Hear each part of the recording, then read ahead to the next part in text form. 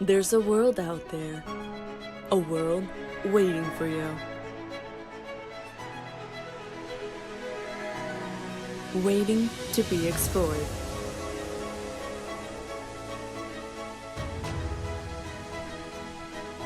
Waiting for you to leave your mark. Question is, are you ready for takeoff? To see places you never imagined. We fly so you can touch the sky.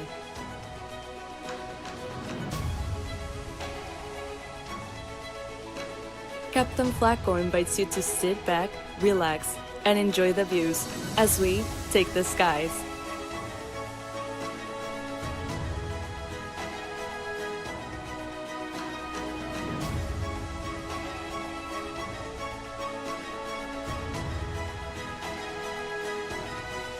Welcome to That Flight Sim channel. As always, happy flying.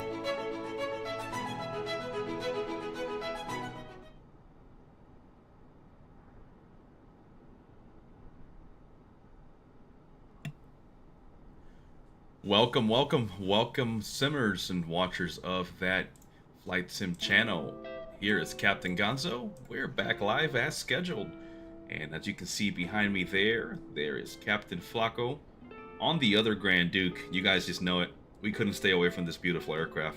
Isn't that right, Flacco? Yo, what's going on, everybody? Welcome back to That Flight Sim channel. This is Captain Gonzo and Captain Flacco. And as Captain Gonzo said, yes, we can't get enough of this plane. We're now in the Grand Duke variant. We've been playing around with the Turbine variant. We've been playing around with the regular variant, and now we're just gonna mess around with the Grand Duke, man. And this plane just looks awesome, and I love it. Loving it. Absolutely. You guys can probably tell we've obviously been putting some content out, and let me just take a second and thank you guys for all the watchers, followers. We've been seeing a sudden spike here in viewership and subs, and guys, we can't thank you enough. This is why we do it. We're just trying to spread the love that is Flight Sim World, and that is what our name is, That Flight Sim channel. So we're just trying to put everything out there. So thank you guys. I didn't want to skip a second without thanking our followers and loyal watchers. And don't get us wrong, we're not done yet. We're just getting this part started. So I'm gonna hop into the cockpit here, and I'm gonna maybe take a few more seconds of exterior shots. I'll let Flacco do the same over there. Yeah, absolutely. Like Captain Gonzo said, thank you so much, guys, for all the support. If you guys are watching live, if you guys are watching on the replay, it doesn't matter, but we appreciate the support. We've gained over 100 subscribers on YouTube within the last 6 days, which is amazing for us. That's the biggest growth we've seen, and we're super excited, man. We feel like YouTube stars, you know. But no, we really do appreciate it. We appreciate all the comments, all the feedback on the tutorials, and you know that definitely helps us get motivated. It helps us create better content.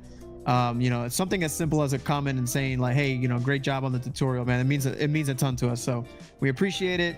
Stay tuned. We're just trying to get better.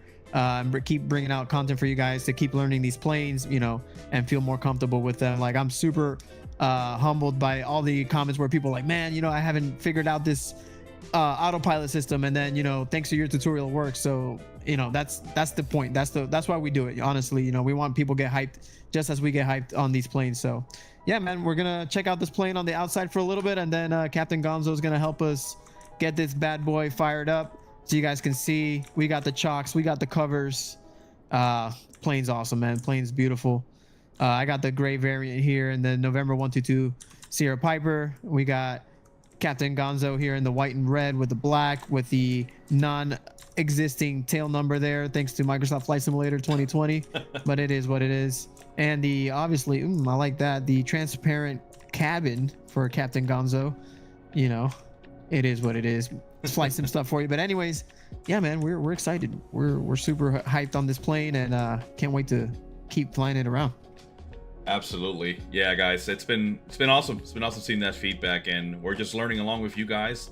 Keep in mind, this aircraft just released 2 weeks ago, and we're just still scratching the surface. And keep in mind, this is an early access, so there's still more to come from BlackSquare. And as you guys have seen through their analog series for the default Baron, the Bonanza, and the famous TBM 850, you know that these guys will knock it out of the park. But yep. Anyways, let's go ahead and jump in the cockpit here. And for those of you that have seen our startup tutorials, you'll see that we're gonna probably follow along pretty similarly. So if I miss out on a step, don't hate on me. Definitely call me out. But I haven't flown much this week on Flight Sim. I've been dedicating a little bit more time to DCS, so I might be a little rusty, but we're gonna find out. So first thing, go ahead. No, I was gonna say if we mess something up, please roast us in the comments. That definitely helps us. Yeah, we love it you guys. helps the morale. All right, so first thing I'm gonna do, Flacco, is I've got my tablet open. Okay. And let's go ahead and set the fuel. Right now, the Simbrief flight plan called for 500 pounds of fuel block. So I'm gonna set. Okay. Let's see.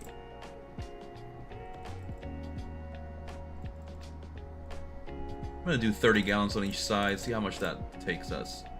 Too shy. There we go. Let's do 45 gallons on each main tank. That way we've got 540 pounds. And we've got a range of 484 nautical miles. Now, that is set. For the cargo. Right, so yeah, sorry. Left main 45, right main 45. How about nose baggage? Nose baggage. So we're going to distribute the weight because right now it's calling for 65 pounds, or excuse me, 165 pounds of cargo. So let's put 60 on the rear baggage. Okay. And then let's put, let's see, let's throw 100 on the nose baggage, and that'll distribute the 160, 165-ish. Okay. So for pilot, Good. I've got my own weight, and it's showing that we're carrying 3 passengers today. So I'm gonna set up a heavier passenger with me up front. Let's make him 200 pounds. Keep that center of gravity just forward. And let me remove these packs here. I don't have anybody here.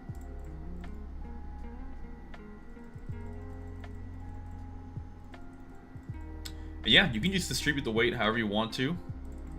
So in this instance, I'm a little bit nose heavy. And now, of course, for those of you that fly and you know the basics of center of gravity, an aircraft that's too nose heavy will obviously cause more issues when you're slower and trying to roll and get a good takeoff.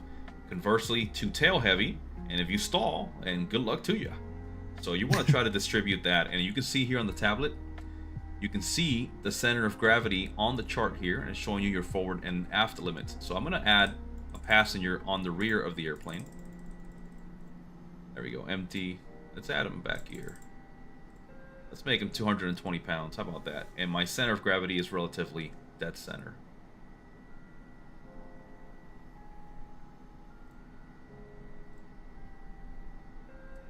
So yeah, I'm just about set. We've got an endurance of 2 hours, which is plenty of fuel for what we need. We've got an air time of about 33 minutes down to the next island here we're hopping down to, guys. So this is plenty of fuel, but you always want to have more fuel than you need. And of course, being mindful of your maximum takeoff weight, which in this case is 7,000 pounds for the Grand Duke. And our gross weight is 5645, at least in my end. So I think I'm good. Yeah, I'm at 5785 gross. I got 3 passengers. Got the co-pilot. I think we're good. Yeah, I'm good. So right. Let's go ahead and get the aircraft ready for startup. So first things first, let's remove the control locks and the throttle guard. Roger. Those are right here. Yep.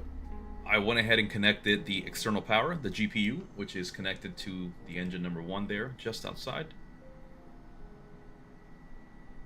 External power.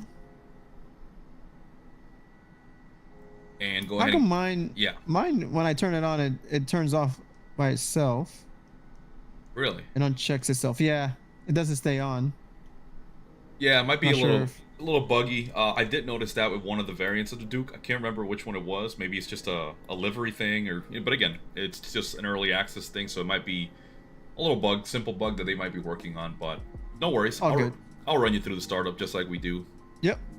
All right, let me go ahead and get my beacon light on, which is found here, just behind or next to the landing gear lever there. Make sure your battery's on, of course.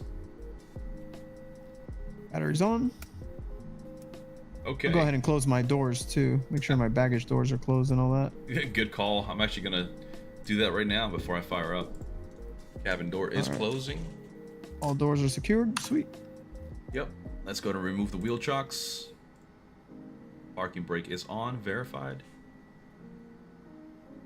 All right, battery is on. So let's go ahead and pull up the left engine page on the tablet. Left engine page, got it. All right, I'm seeing battery condition at 100%. Same for the engine condition. That's always good. Yep, Just same. underneath the engine condition, look at your cowl flap setting. Make sure that you can see it, they're visibly open. You can see the little like schematic, and you see the ramp down. Yeah. Yep, so they're open. Same thing for the right engine. But let's get this party started, shall we? So first thing we want to do, let's go ahead and engage the left pre-oiler, and we're going to monitor the oil as it travels through the crankcase and makes its way around. There's the oil. So while that's going, let's go ahead and get our engine number 1 mixture full rich, engine 1 prop lever high, and let's open the throttle for engine number 1 all the way forward. And then let's turn on that fuel boost pump for the left side. I see good oil PSI. I see the fuel making its way into the cylinders. And I'm stopping the fuel boost pump once I see some blue in those cylinders.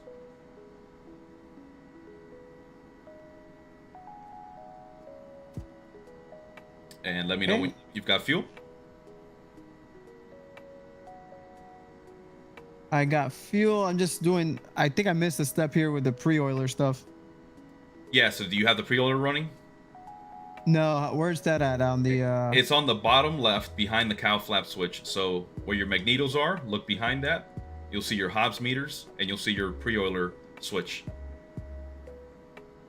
cowl flaps, pre-oiler. Oh, got it. Yep. Left engine. There we go. Now it's running. Yep, and let the oil kind of circulate through.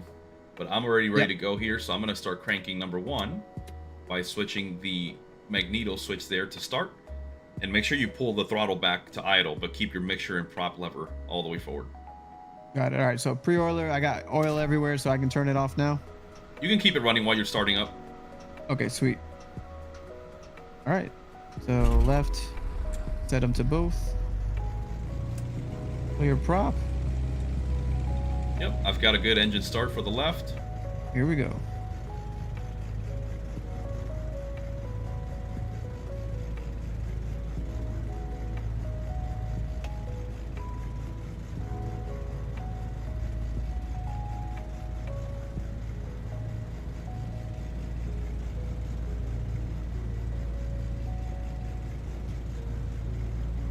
Okay, and once you get your engine fired up, keep that left engine at about anything above 1,000 RPM, so 1,000 to 1,200 RPM. All right, left engine's fired up. Beautiful. I'm going to disconnect my external power since I'm running on the battery and generator now. And yeah, once your engine's started, go ahead and turn on your left generator switch up next to the battery. Left generator switch on. Okay. And now we're going to repeat the process on the right engine. So let's bring up the right engine page on the tablet. Got it. Set your pre-oiler to the right switch, and you're going to see the oil flowing. Check it out, guys. You see the oil flowing? This is what makes this plane amazing. All the information it gives you. And same thing, pre-oiler. While the oil's circulating, go ahead and put your throttle open, prop handle forward, and your mixture, and then get that fuel boost pump for the right side on until you see fuel in your cylinders. Fuel pump on. You can hear the fuel pump, guys, and there's a fuel. Now we're gonna watch it fill up the cylinders here, so we have some fuel in the cylinders. There it goes, so we can fire up. And once you get the engine fired up, you can turn off your pre-oiler. All right, here we go. Let's start her up.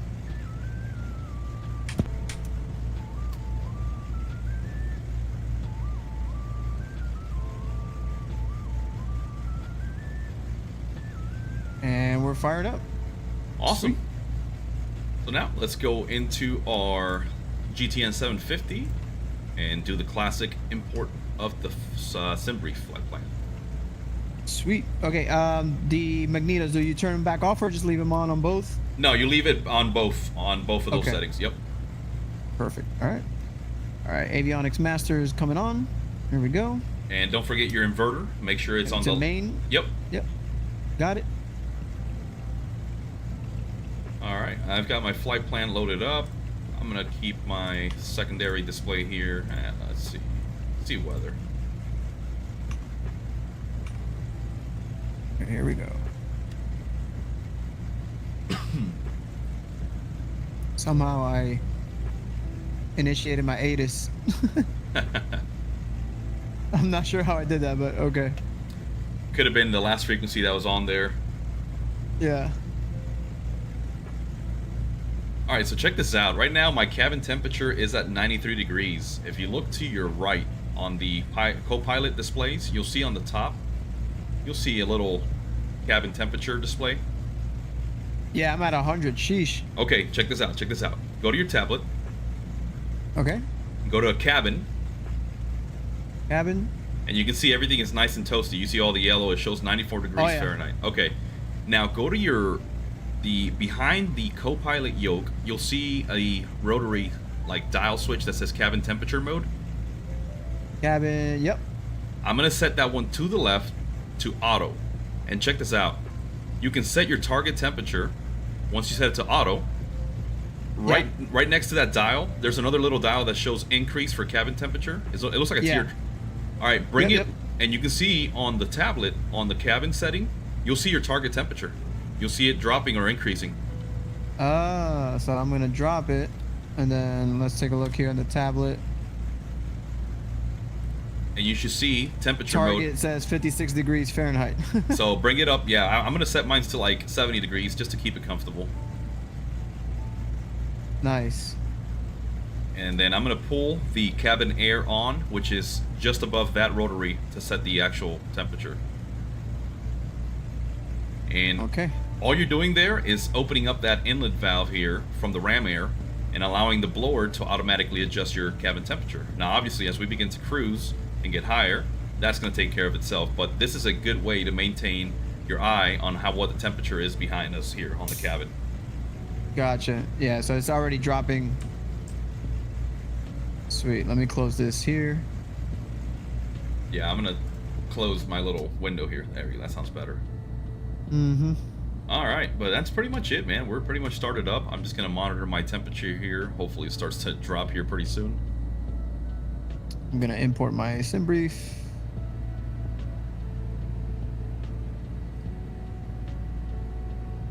Okay. All right, sweet. It's imported. Ready to go. Set this map up. What's our, well, I guess ATC will tell us our initial altitude so we can set. Yep, so our flight plan altitude was of 9,000 feet, but yeah, they'll give us a takeoff briefing here and all that and give us the instruction. Copy. So I've got ATIS pulled up. Altimeter 29907. Landing runways 1014. Departing runway 14. Transition level 180. Advise on initial contact, you have information India. Linden Pindling Airport, information India. 2156 Zulu. Wind 160 at 8, temperature 29er. Dew point 25. Altimeter 29907. Landing runways 1014. Departing runway 14. Transition level 180. Advise on initial contact, you have information India. Okay, I've got my information. Information, Mike. That's funny, I've got India on my end, but yeah, close enough. Really? Yeah, okay. Sweet. I got told we were going to be expecting runway 14 for departure. Yep, same. Okay, I'm on ground frequency now, which is 121.7. And actually, let me make sure no, I made a mistake. I got to go to clearance, 118.3.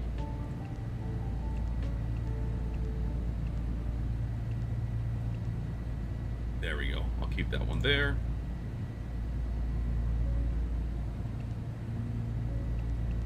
Okay, 118.3. And I'm going to go ahead and give them a call here, let them know I have India.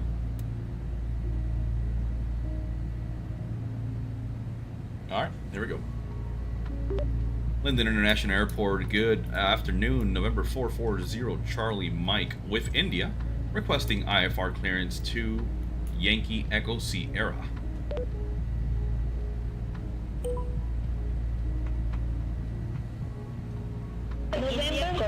expect runway Mike. Climb 6,000 feet on runway center line, then expect radar vectors lip. Climb 6,000 feet on runway center line, then expect radar vectors lip us. Squawk 43 November 440 Charlie Mike. NASA delivery. Information India correct. Expect runway 14. Climb 6,000 feet on runway center line, then expect radar vectors lip us. Squawk 4. Hey, Bianca, thanks for the like. Appreciate it. Nice seeing you, Bianca. November 440 Charlie Mike. NASA delivery. Information India correct. November 440 Charlie Line 6,000 feet Okay, on my, runway center line, then expect radar vectors lip us. Squawk 4364. What's up, Gonzo? My November 440 Beyond ATC is Charlie Mike. just repeating NASA itself. delivery. Information India correct. Expect runway 14. Climb 6,000 feet on runway center Copy line. that. Let me then try my expect MYEN, radar see what vectors happens. lip us. Squawk 4364. November 440 Charlie Mike. NASA delivery. Information India correct. Expect runway 14. Climb 6,000 feet on runway center line, then expect radar vectors lip us. Squawk 4364. November 440 Charlie Mike. NASA delivery. Information India correct. Expect runway 14. Climb 6,000 feet on runway center line, then expect radar vectors lip Expect us. runway Squawk 14, climb to 6,000 feet on runway center line, then expect radar vectors to lep us. Squawk November 3750 440 United, Charlie Mike. November NASA 122 delivery. Sierra Papa. Information India correct. Expect runway 14. Climb 6,000 feet on runway center line, then expect radar vectors lip us. Squawk 4364. November 440 Charlie Mike. NASA Contact ground 121.7 when ready to start or taxi. November 122 Sierra Papa. Thank you. Okay, so I'm gonna have to restart Beyond ATC because she's just stuck repeating the clearance and she won't let me talk. Okay, yeah, do that, and then maybe request the IFR. What I did, instead of requesting it myself, I just let the automated thing Beyond request it ATC. to see if that would work, and it did, so try that. Copy that. And then I just responded to it. Let me try that. All right, guys. Yo, Kai, what's up, dude? Thanks for tuning in. I don't know if you're still watching, but good day to you, brother. Then we kind of already started our plane, so we Charlie don't Mike really have to ask request for IFR clearance to Staniel ready K to start. Airport. Just really need taxi instructions. November I need to squawk to 3750, so let's do that real quick. Expect runway 14. Climb 6,000 feet on runway center line. Then expect radar vectors lip us. Squawk 0266. Okay, 3750. All right, there we go. He gave me a good read back, so let me give it back. Sweet. All right, November 440 Charlie Mike is cleared. Expect runway 14, climb 6,000 on runway center line. Expect radar vectors to lip us. Squawk 0266.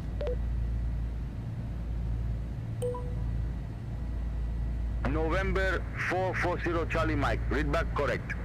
Contact ground 121.7 when ready for start or taxi.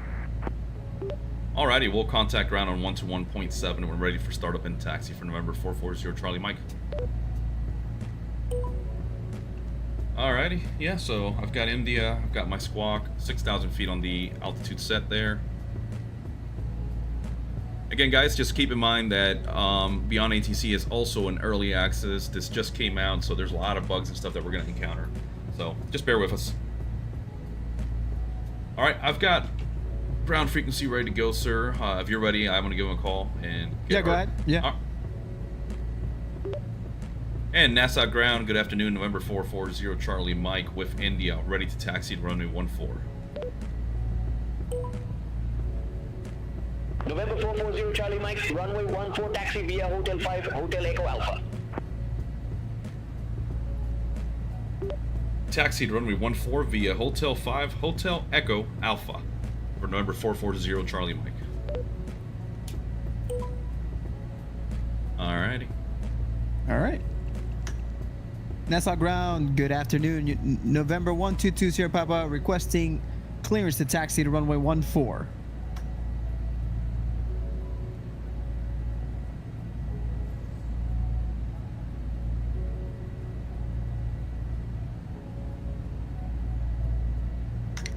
Taxi to runway 14 via Hotel 5, Hotel Echo Alpha, November 122 Sierra Papa. Okay, there is. All right, guys. Here we go. Let's roll. Oh, another thing, Gonzo, I'm sure you probably said it, but don't forget to set your pitch trim switch on so your autopilot works. Oh, good call, man. I completely forgot about turning that thing on.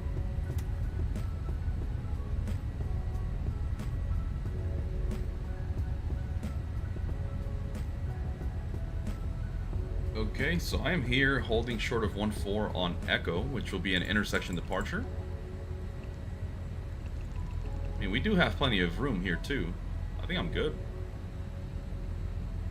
Copy.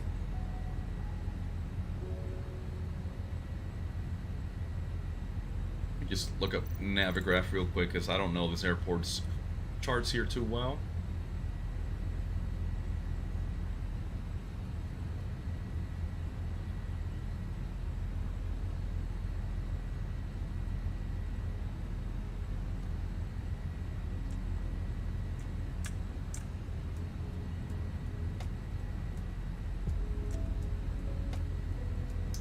Yeah, you can see, guys. So he instructed me to go to Hotel 5, Hotel Echo, and then Alpha. But Alpha is over here on the departure end, and that's runway 32. So, but we've got plenty of runway. This is a almost 11,000 foot runway, so I have no problem taking off here. So let's put that away for now. Let's go ahead and contact tower on 119.5.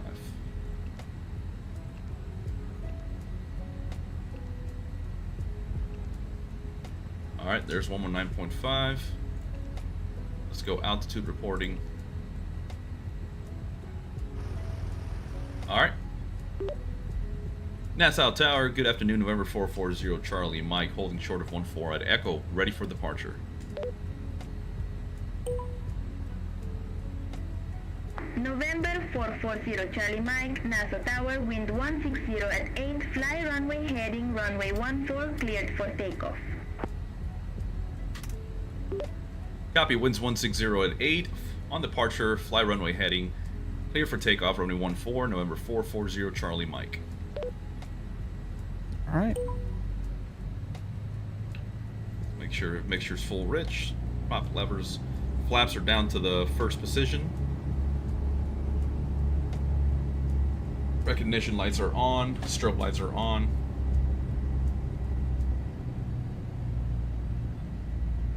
Nassau Tower, November 122 Sierra Papa is holding short at Echo for runway 14 departure. Let me set my heading bug here.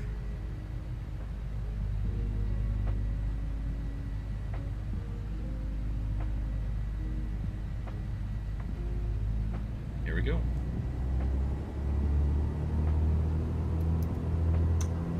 Clear for takeoff, winds 160 at 8. Fly runway heading at runway 14, November 122 Sierra Papa. Thank you.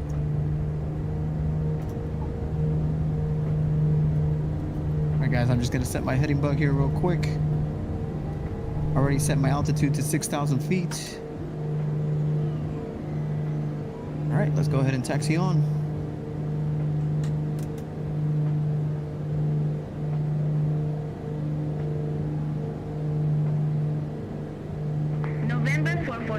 Charlie Mike. Contact NASA departure. Now, Gonzo, school me real quick. On these planes, do you have to have your boost pumps on for takeoff or anything like that?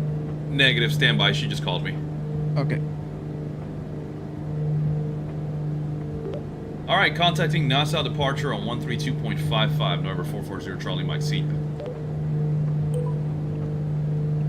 Guys, here we go. We're going to get a rolling start.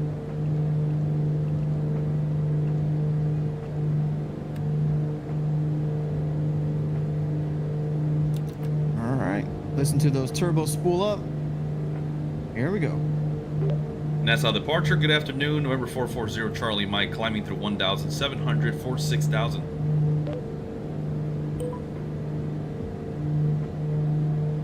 November 440, Charlie Mike. Nice, and we are airborne, positive rates, gear up. Altimeter 29997. Climb to 9,000 feet, altimeter 299.7 for 440 Charlie Mike.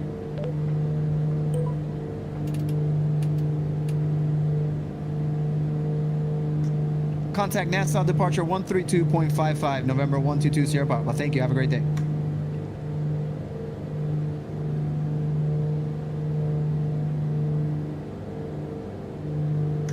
NASA departure United, November 122 Sierra Papa is with you, climbing through 1,000 feet.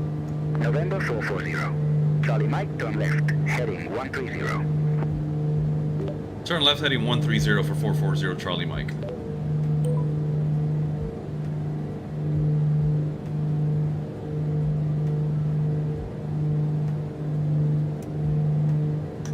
Climbing to 9,000 feet, altimeter 299.7, November 122 Sierra Papa.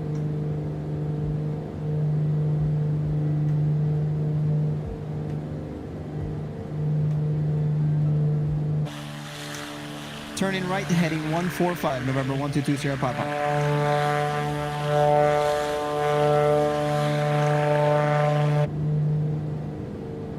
I'm liking this weather, man. Some clouds here climbing through. Yeah. There's What's up? Atlantis over there to our left wing. A couple of cruises docked.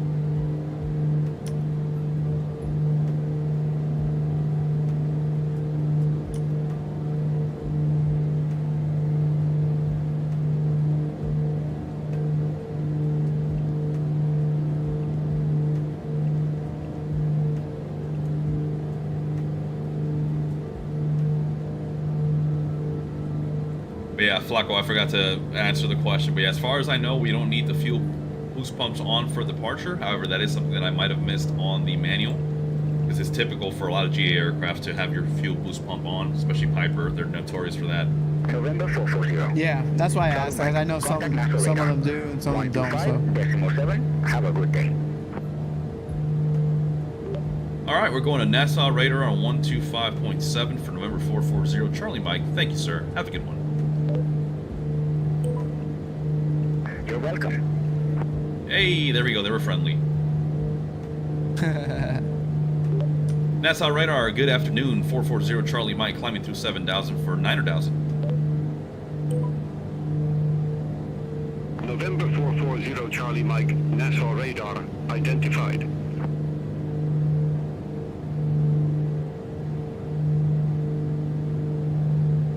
And once I was cruising up there, Flacco, I went ahead and enabled my prop sync, which is just to the top right of your prop handles.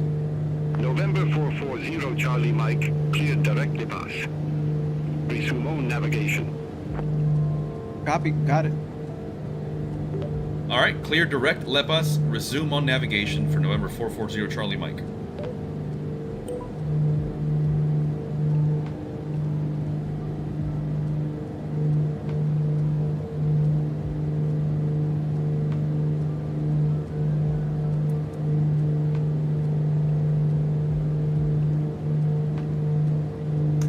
Contact NASA radar at 125.7, November 122 Sierra Papa. Thank you.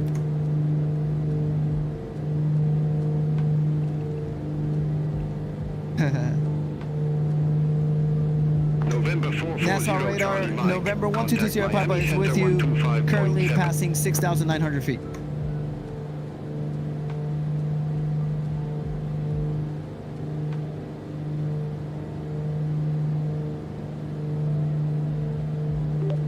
All right, switching to Miami Center on 125.7, November 440 Charlie Mike.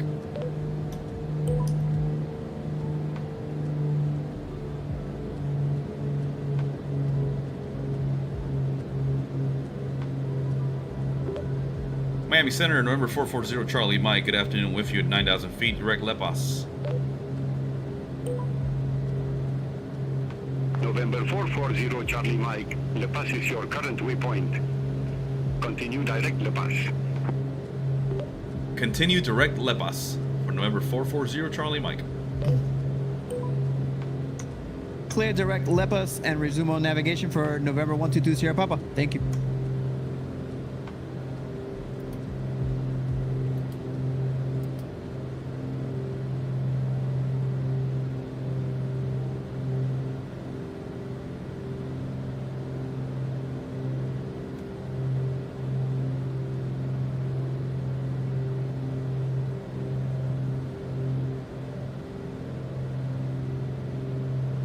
All right, guys. So we just set up our direct to Lepus. We swapped over to nav, made sure we're on our GPS mode, and if you look at our map here, we're looking good. Yes, sir. And on my end over here, I've already reached a cruising altitude of 9,000 feet.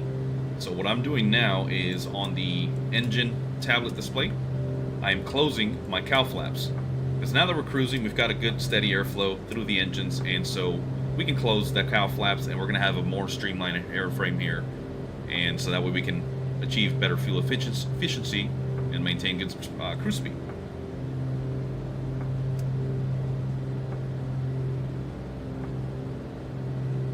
And as you can see, guys, my cabin temperature is holding around 75 degrees for a target of 70 degrees, so feels pretty good in here, I would say.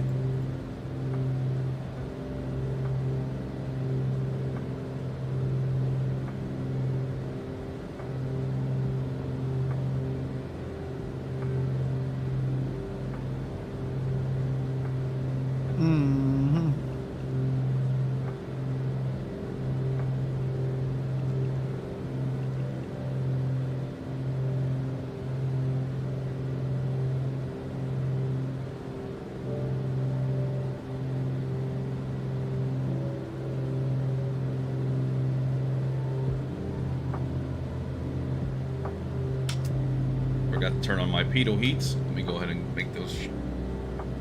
Turn those on now.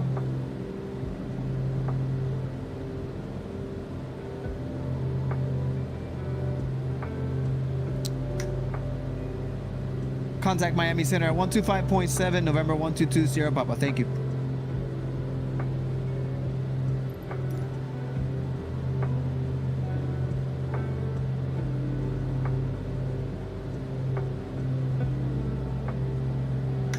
Miami Center, November 122 Sierra Papa is with you at 9,000 feet, heading direct to Lepus.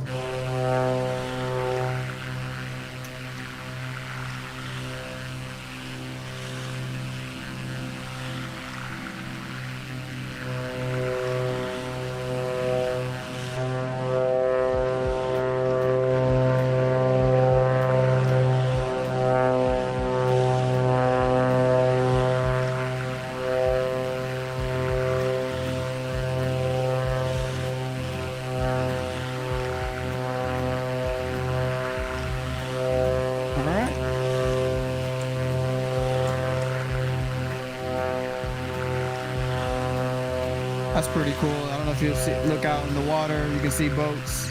Yeah, that is pretty awesome.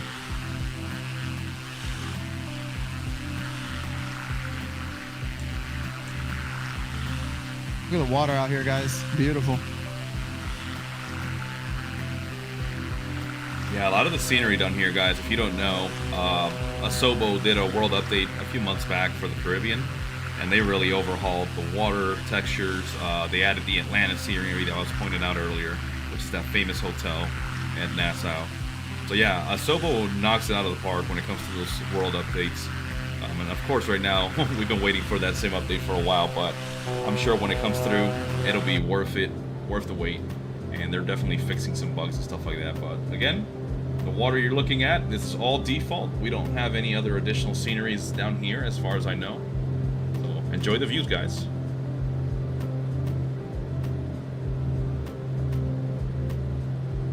Let's take the back seat here.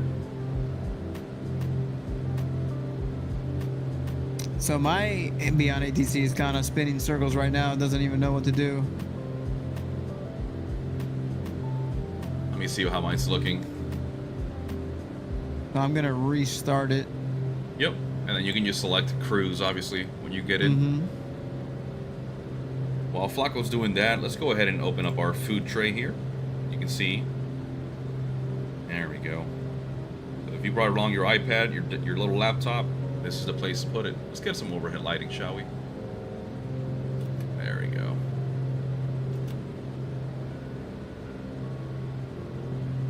You can even adjust the armrest here.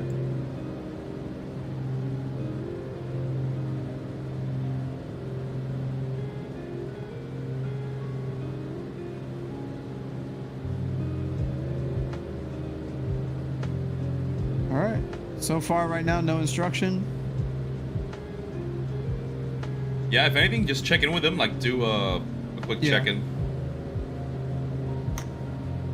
Miami Center, good afternoon. November 122 Sierra Papa is with you at 9,000 feet, heading direct to Lepus. Oh, it says nothing tuned. Huh, interesting.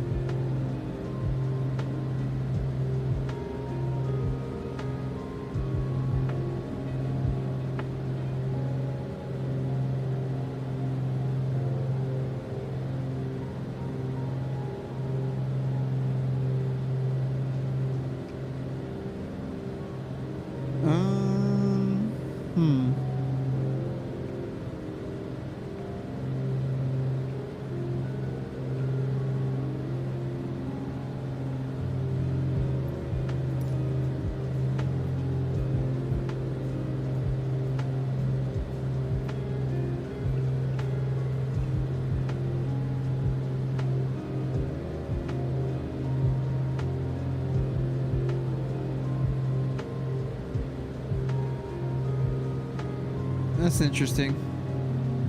It's not recognizing that I'm tuned to anything. Huh. Let me check something out. Nassau Terminal radar approach control. They're tuned to that. Oh, I think I know why. Because it looks like our destination, there is no controlling authority there. Okay, I think I'm on Miami Center now. Let me see. Yep. Let me try.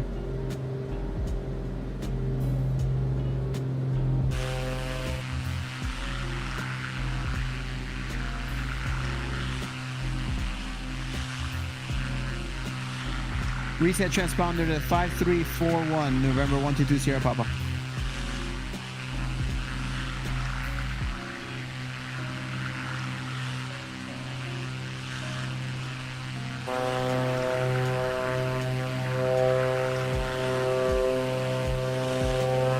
Look at that.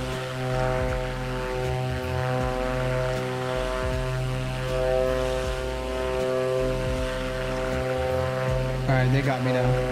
Beautiful, beautiful. Guys, and on my end, I'm just going through the kind of pre-installed camera settings that the aircraft comes with. Something that all the aircraft pretty much have here, and it's you press the insert button on your keyboard, then you press N, and you can use your A key, and you can just cycle through the camera angles, just like I'm doing right now. Look at the detail on this, man. You can see the leading edge with the de-ice boots there. You see all the ripples and wrinkles. Look at that rotating beacon, an old school rotating beacon itself. Man, look at those islands beneath us. Woo, that looks nice. Beautiful stuff, man.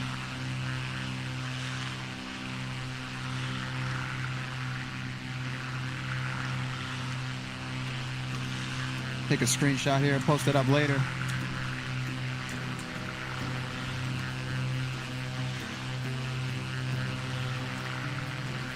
Look at that reflection.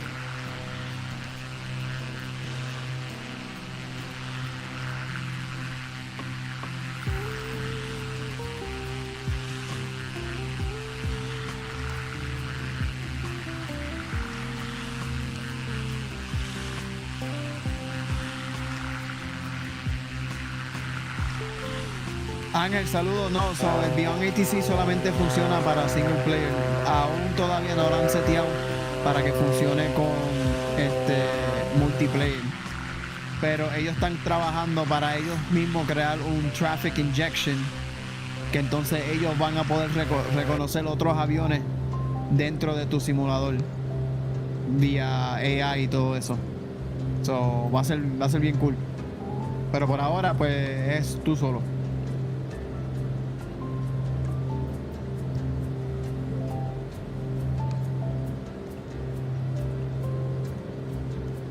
Alright, Flaco, so we're about, I'm like 24 miles from Donis, or Donnie's. So it's showing that we should be crossing that at 3,000 feet.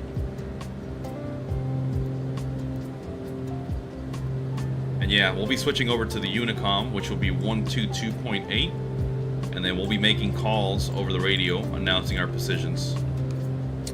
Copy. So yeah, I'm about 28.8 nautical miles from Donnie's. Copy that.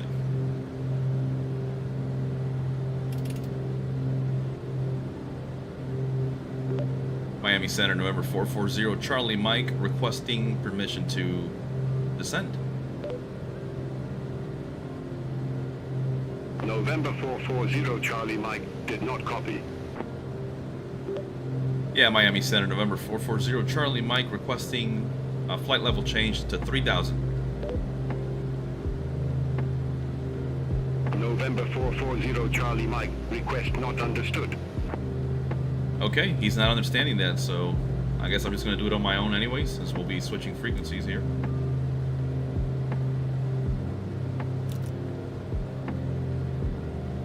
And here we go, guys. We are descending. So just like Captain Flacco's autopilot tutorial, we switched off from altitude hold mode, and we're on attitude control mode now, which is kind of like your vertical speed that we're used to. And what you can do is you can adjust the dial here and keep an eye on your vertical speed indicator, and you can kind of gauge how quickly you're descending. Let's increase this descent rate here.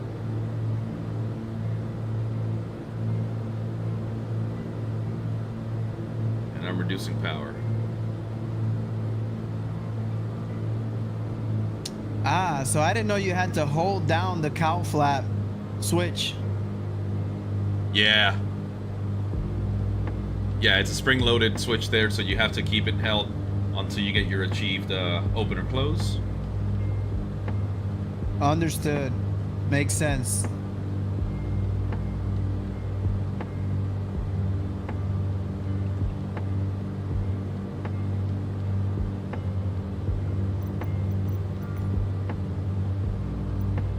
Let's check out Navigraph for a second here.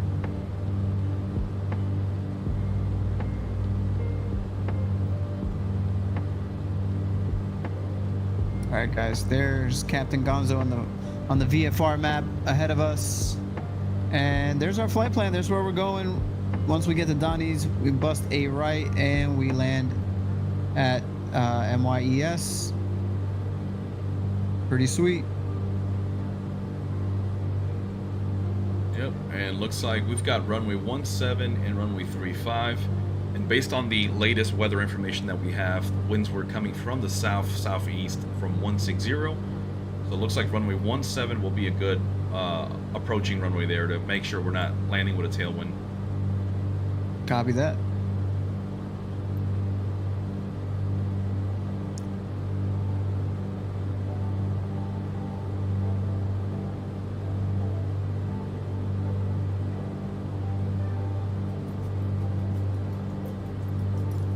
We should be able to see the airfield from here. Yep, there it is. If you can see it on my end, guys, there's just a piece of land over there on that island. That's our runway.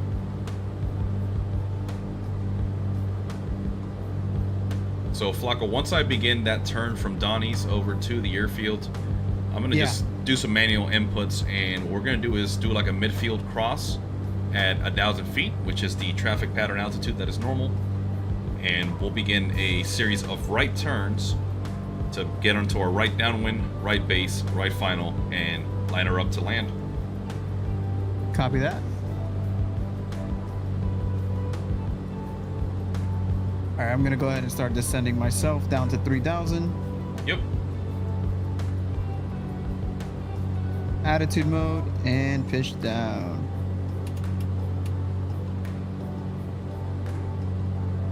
And let's bring our power down so we don't exceed our speed.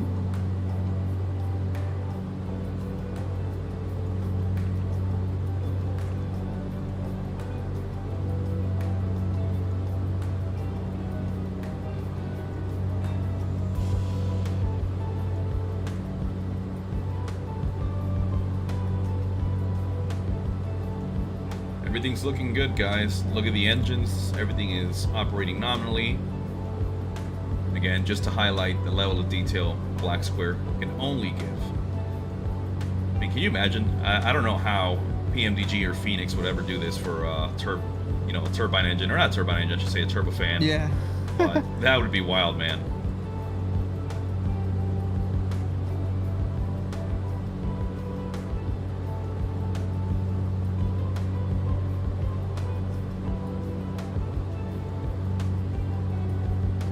And as you can see from the timer here, guys, that I started on the takeoff roll, we've only been up in the air for about 21 minutes, so relatively short hop. And this plane boogies, bro. I was cruising around like 180, man. Oh yeah, yeah. All right, I'm switching over to heading mode, and I'm just gonna set up a good heading to cross the airfield. Let me go ahead and start opening up my cow flaps.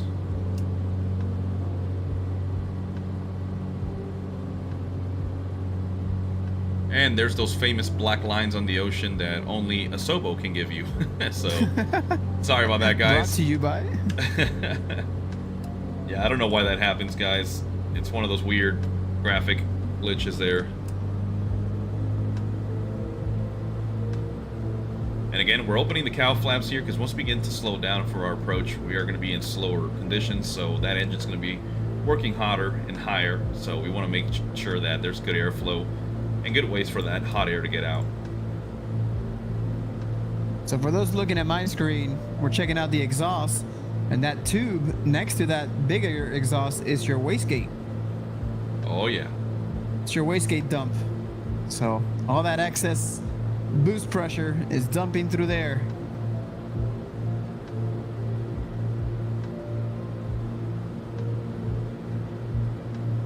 Love me some boost.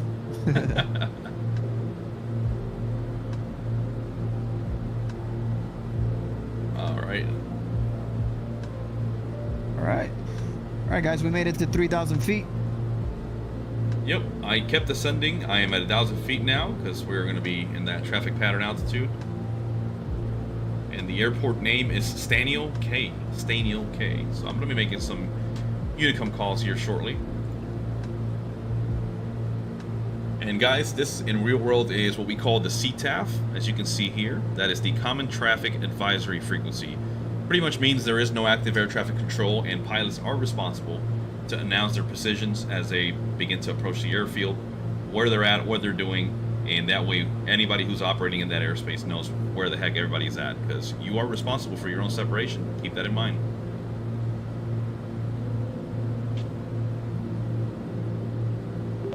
Staniel K, traffic, Duke 440, Charlie Mike, 1,000 feet, approximately 4 miles to the northeast. We'll be doing a mid-field crossover at 1,000, and then joining a right downwind for runway 17. Staniel K.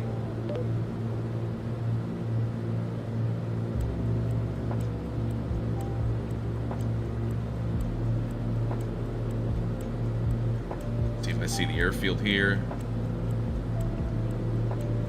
Should be crossing right over it. Come down to 1,000 feet.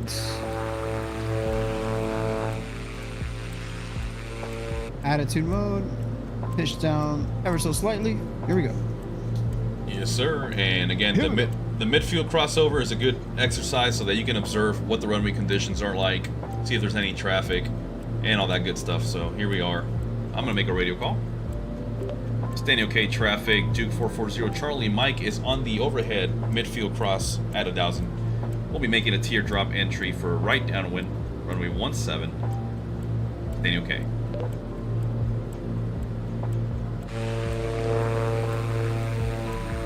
Okay, runway looks good, man. I don't see anybody hanging out over there. So you're on the Unicom? Yeah, 122.8. Got it. And now I am hand flying, and I'm going to come off the autopilot. And as you cross over the airfield, heading towards the west, like southwest, I'm going to begin a left teardrop, which is going to be a nice little left-hander to join the right downwind for runway 17. So here we go. Let's see how my VFR skills are on the Duke.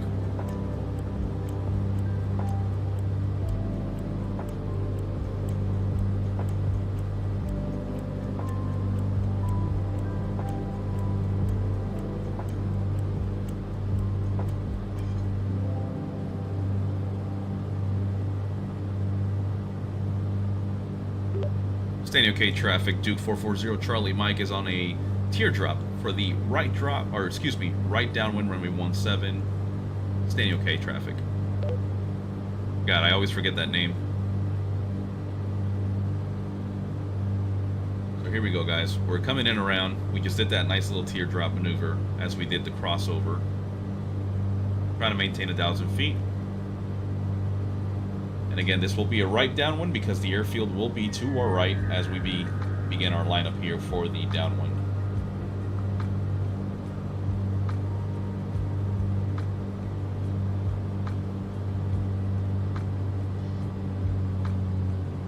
Let's start to slow her down.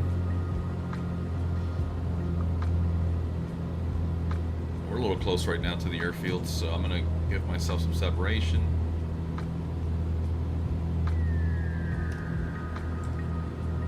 There we go. We're flying over the airfield now, so Captain Gonzo should be to our right. Yeah, let's see if I can spot you. There you are. Yep, I see you. All right, standing okay traffic. This is Duke 440 Charlie Mike on the right downwind for runway 17. Standing okay. All right, so I got control. I'm gonna make a right-hand turn and kind of follow Captain Gonzo in.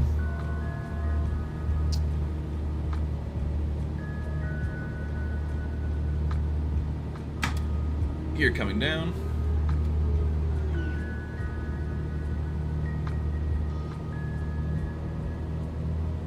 Let's get flaps into the first position for the approach.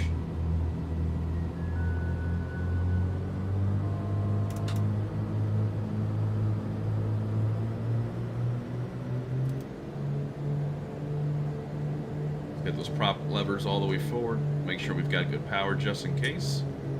And here we go. Let's begin our right base.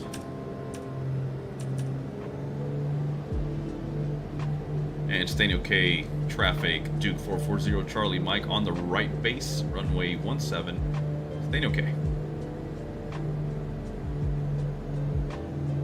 We're gonna square off the turn here. Look for that runway. And I can't see the runway. Oh, I think I saw it.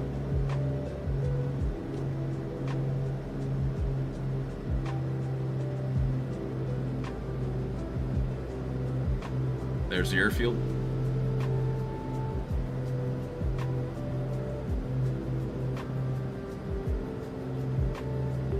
Standing okay traffic, Duke 440 Charlie Mike on a 2-mile final, runway 17. Standing okay. All right, flaps full.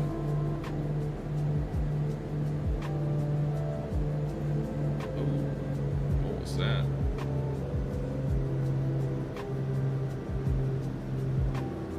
All right, we've got 3 green, flaps down, landing gear and taxi lights are on. See how we can make this landing, guys.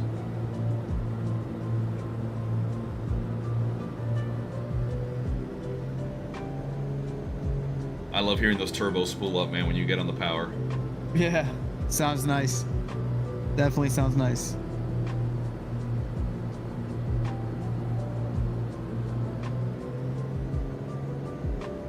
This legit is like an airstrip in the middle of nowhere here, but here we go, guys. I'm gonna flirt with our slower speed here and just put her on the ground as fast as I can because we don't have much room here.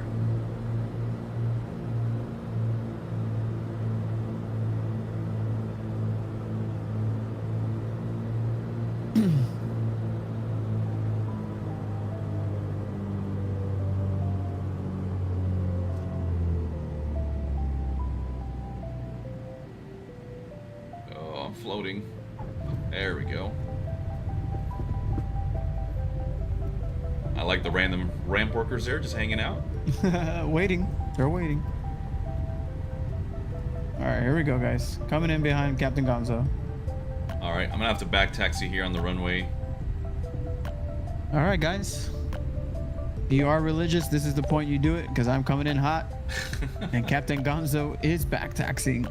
All right, I'll just settle off here to the side of the runway, and I'll wait for you to get wheels down. I mean, I think you have time, but here we go. Let's take a look and see where you're at. I'm on final. Okay, I'm just gonna wait for you down here. Copy.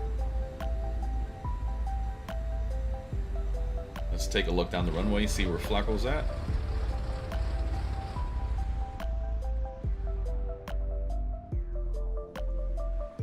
I think I see his lights.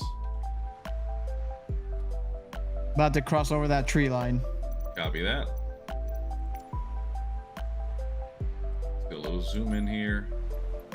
There he is. Come on, Flacco. Put her down, baby. Put her down.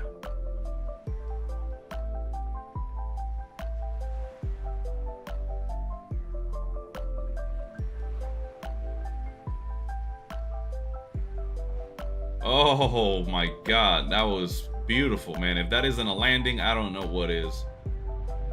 Let's drift a little bit here for our passengers. There we go. And that's how you wash off some speed. Well, that was lovely, mate. Beautiful, beautiful, beautiful landing. All right, let's go ahead and go to the ramp, get rid of these passengers, because we got stuff to do, man. Absolutely. All right, we gotta turn here. Thank God for this Honda Civic turning radius.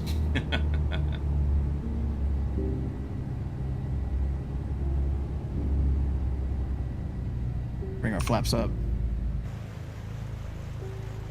I totally didn't follow procedure like Captain Gonzo did with the uni comment stating my position.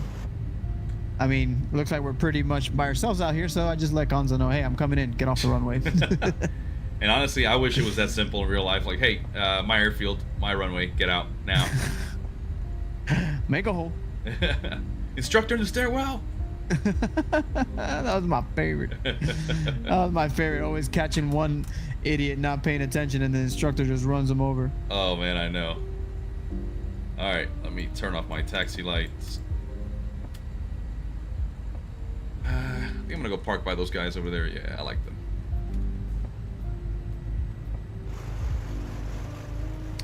All right, we got 4 viewers on the YouTube side. Thanks, guys, for tuning in and watching us land these bad boys.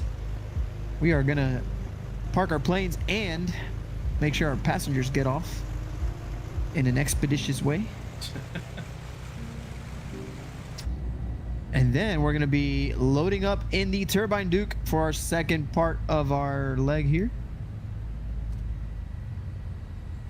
And it should be fun. So yeah. Stay tuned for that. Parking brake is on while Flacco taxis in. Let's go ahead and open up the window. Turn off the air. Blower's coming off. Stand by. Alrighty.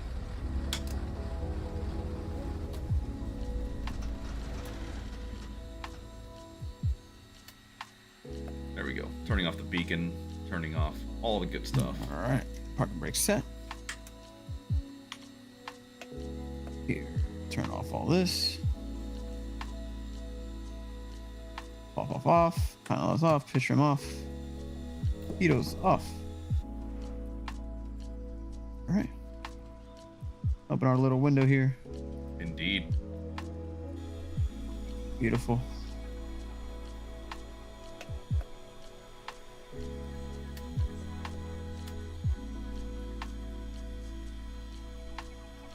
Alrighty, I think that's good there.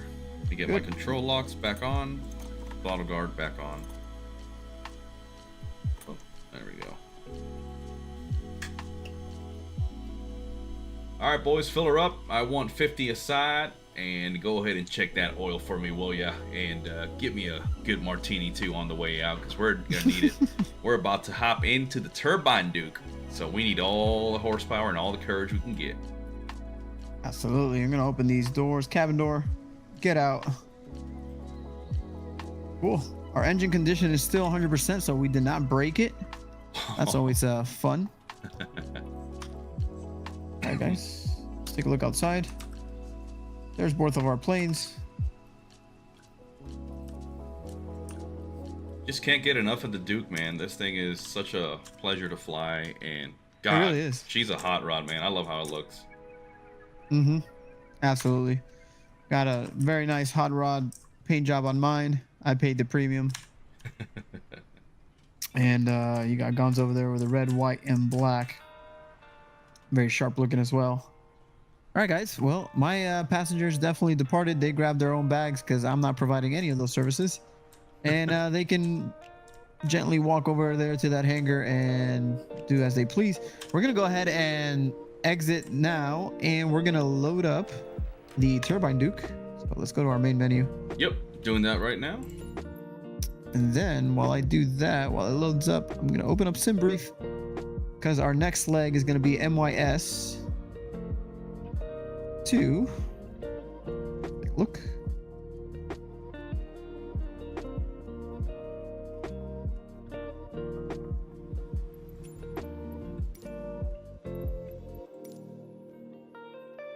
Like it's going to be MYS to MYLS. So let's plug that in. I'm going to edit our flight plan.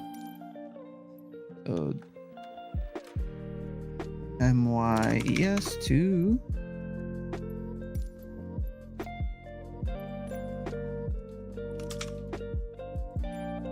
MYLS. All right. All right, loading back in. Sweet. Pretty much straight shot across the water. Nothing much to it. Let's go ahead and share this flight plan so we can get it to Captain Gonzo.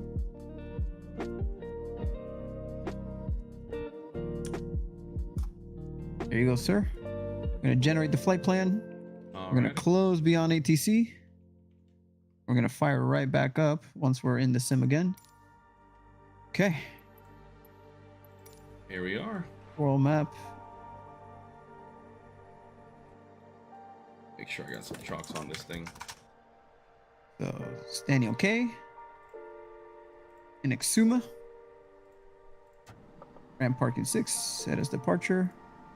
We're going to grab our aircraft selection and we're going to go to the Turbine Duke. Liveries. We're going to go with this one. Close. Set at my departure again and load right back in.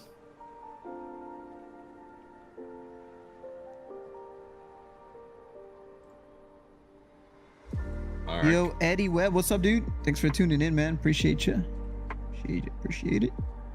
Let's see what our tail number is. 585 kilo.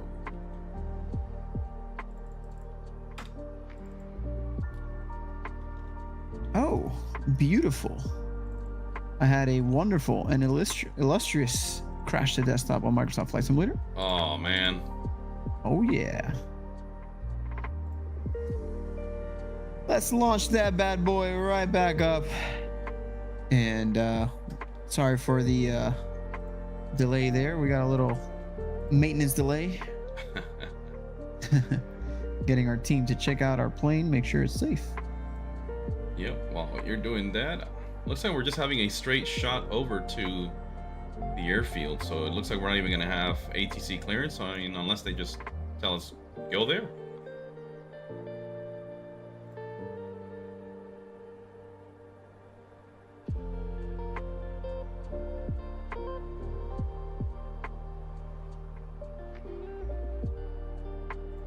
Okay, we're back in the sim. Let's make sure the weather is back to the same conditions. Let's get it live. See some clouds popping up here shortly. There we go.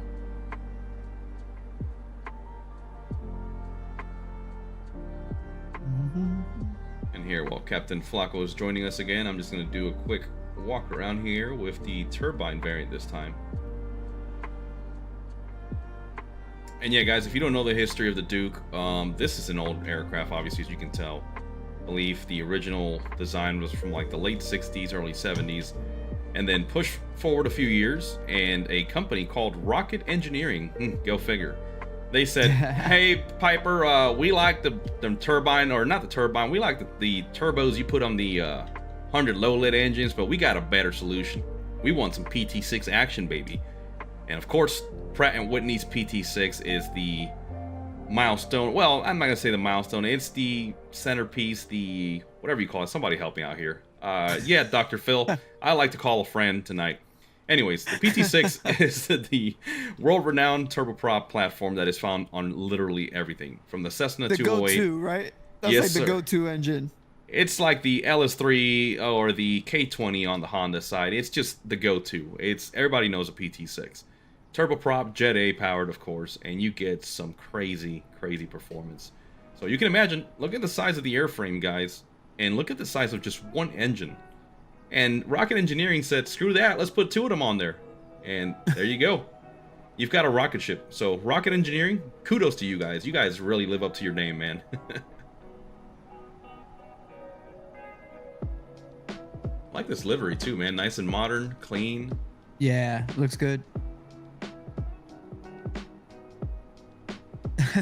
My boy David No said, or like I call him, David NGO. He said, bro, this guy said K20. That's right, bro. He about that K-Series life. But David, we got David No in the house, guys.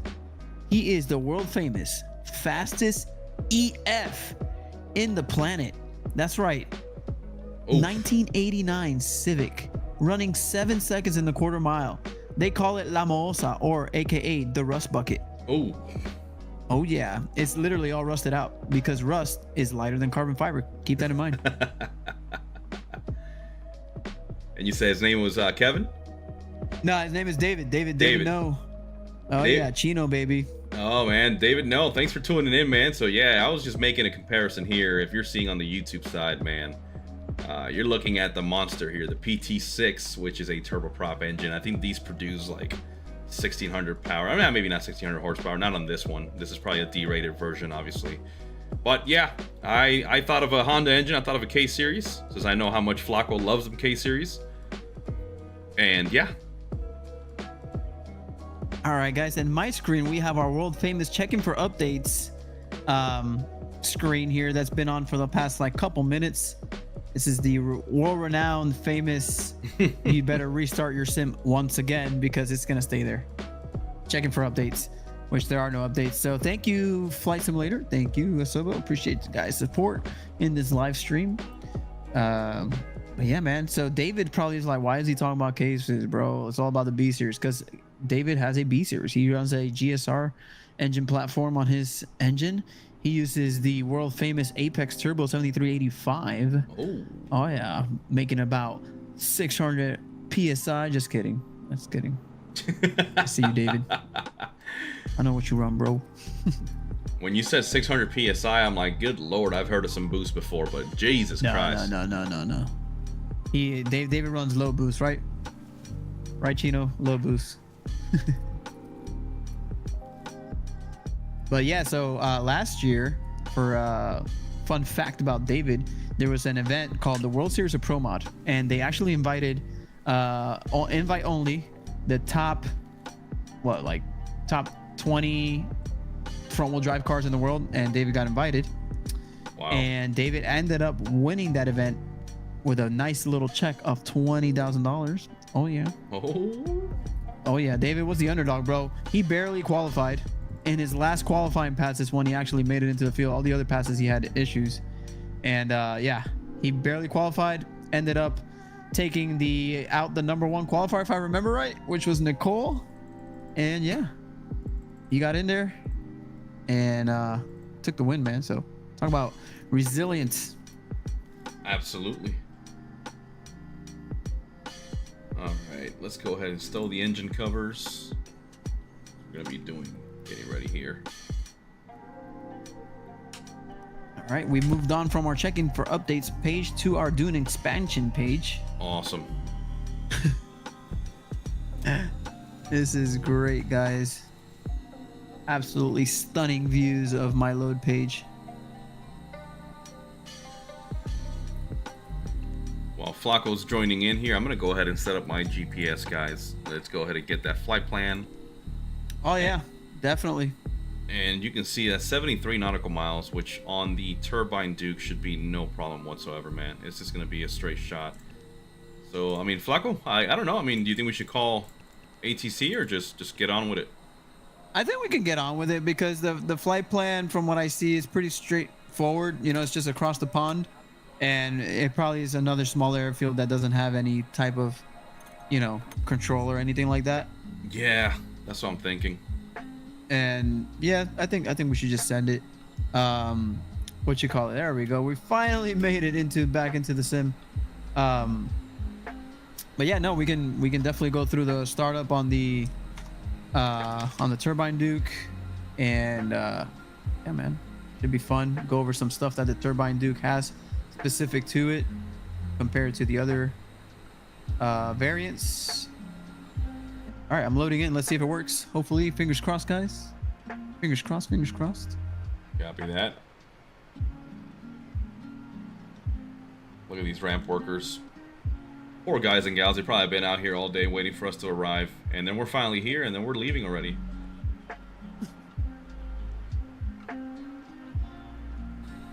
Yeah, let me know when you're in. I'll send you that invite. It shows me it's still in your group, so let's see. Oh, sweet. Oh, I didn't realize my co-pilot was in here today. Hello. Hello. Hey there, Betty. There's Captain Flacco, guys. So we are alive and kicking. Oh, bro, look, my last landing was a -54. That was pretty smooth. That was pretty smooth. 71 knots. Very nice. Very nice landing. Nice. All right, guys, we are in here. We are ready. I believe we are ready. 1 second. Yep, and just to let you know, I loaded my fuel to 80 gallons on each side because we needed 960 pounds of fuel. Copy. Go over. All right, here we go. All right. Sorry, I'm going to go ahead and grab my panel here, and I'm going to get our wheel chocks on, pitot covers on, engine covers on, external power. There we go. And then you said 80 pounds or 80 gallons on each side. Yes, sir. Any passengers on board? Yep, 3 passengers again. So I've got my co-pilot, a passenger in the back, and let me add the 3rd passenger here. There we go. I think I'm pretty even there. How much baggage weight do we have? I've got 70 pounds on the rear and 100 on the nose baggage. All right. 100, perfect. All right, COG looks good. Yep. Max takeoff weight 7,000. We are at 6,500. I'm a little heavy, but it's all right. We're gonna put these PT6s to work today, baby. Oh yeah. Oh yeah. All right, guys. Let's not waste any more time. I'm gonna go ahead and close my nose baggage door. I'm gonna close my cabin door. Look back here. Yep, locked and secure. Cabin door, come on. Oh, it was closed. My bad, guys. Close that back up. We're gonna remove our pitot covers, engine covers. We definitely don't want those on while we're firing this bad boy up. Wheel chocks removed because we have our parking brake sets. Let's remove our control locks. Let's remove our throttle stops. Those are stowed away over here on the right hand side. All right, guys, looking good so far. Stand by here real quick. All right.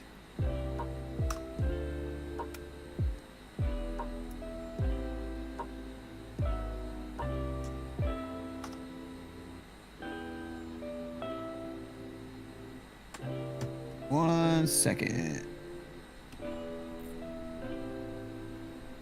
Don't know why my nose baggage and my cabin door just opened up, but cool.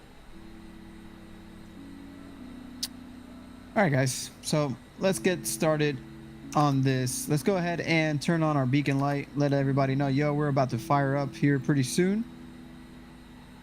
So beacon light on. All right, battery master switch, which is on the left-hand side. We're gonna turn it on. Okay. We'll clear out your master and caution, just because I don't like stuff flashing at me. Fuel quantities, let's double check those. We already set them, so if you look right above your exterior lights, you should see your fuel quantities, 80 on each side. Yep. Sweet. All right, annunciators, you can test them if you like, which are up here on the left-hand side. But it looks like they're working. We got a bunch of colors out there, so I'm not gonna spend time testing those. Yep. All right, set your battery selector to number 1. Should Okay. be to the left. And then you're just gonna check that you have 23 volts minimum. Yes, sir. I've got 28 volts. I've got GPU hooked up. Beautiful. And then same thing with the right, just select it to the right. But like you said, we have GPU hooked up, so we know we have. And then just set those back to both when you're done. We're gonna go to the left ignition, so on the left panel. So we're gonna go left ignition on, so just hear it. Yep, I can hear that clicking. Beautiful. And then you should go to you should go to auto and then on. Same thing with the right, auto and then on. Yep. All right, left wing pump, you're gonna check it. So left wing pump, you turn it on, you can hear it, and then just set it back off. Copy. Same thing with the right. You're pretty much just checking that everything is working. Set it back to off. And then same thing with your auxiliary pumps. Yep. Hear them come on. I can see the fuel flow. Yep. Like Captain Gonzo's spading, you can see here in the fuel pressure and fuel flow, everything kind of coming back on. Okay, turn it back off. All right, sweet. We got all that ready to go. That's pretty much your before start engine procedure. Now we're gonna go ahead and set our right starter to on. Okay. So that's your yellow panel or your yellow switches here. So right starter on. Yep. Beautiful. You can hear that bad boy cranking up. You'll see the prop start to move. There you go. Sweet. You're gonna look at your bus volts. You have 15 volts minimum, which is good. Now you're gonna set your condition lever all the way up. There it goes. And you'll hear that bad boy start spooling up. Beautiful. For some reason, my baggage door is open again, so we're gonna close that because definitely don't want things flying around. Yeah. Oh, we have props spinning. And check Sweet. your cabin door, because mine opened up both. Let's check here. Cabin door secured. Awesome. Beautiful. All right. So we got the condition lever on run. Our ITT should be under 1090 degrees Celsius, so check out in the middle. Should have stabilized by now. Yes, sir. Beautiful. And you can turn off your starter once you reach 52% NG, which we are at 64, so we can turn off our starter. Beautiful. And you can go ahead and turn on your generator. Awesome. On. And then you're going to check it later, but then we're going to repeat the process for your left side. So left starter on. Okay. Let's open this up so we can hear it. There it goes. All right. And now introduce again your mixture or your condition lever. And there she goes. That's awesome, man. I know, this is one of my favorite startups for sure,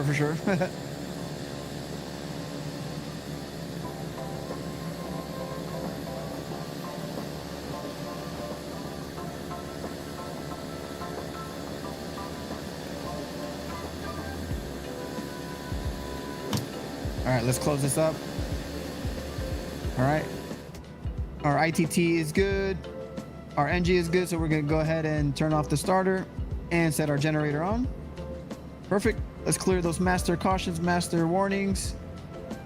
Set your inverter to main. Copy that. Beautiful.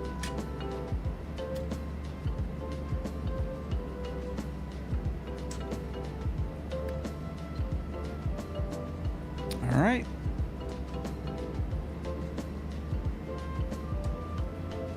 Let's turn on our avionics. If you haven't done so already. Yes, sir. I just love how the props slowly like get into that operating window. You can hear it like spooling up little by little.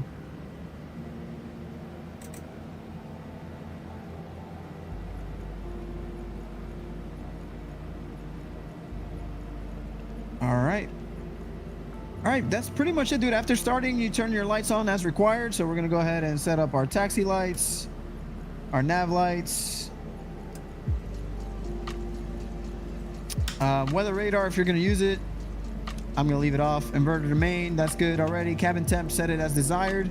So we're gonna kind of do what you did on the last flight. Yep. Go down here, set this to auto cool, put this bad boy away, and then open this up, and we're gonna decrease the temperature.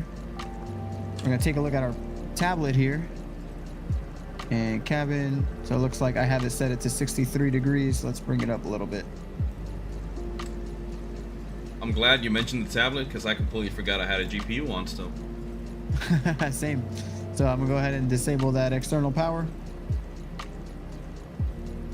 Left engine looks healthy. Right engine looks healthy. Electricals look good.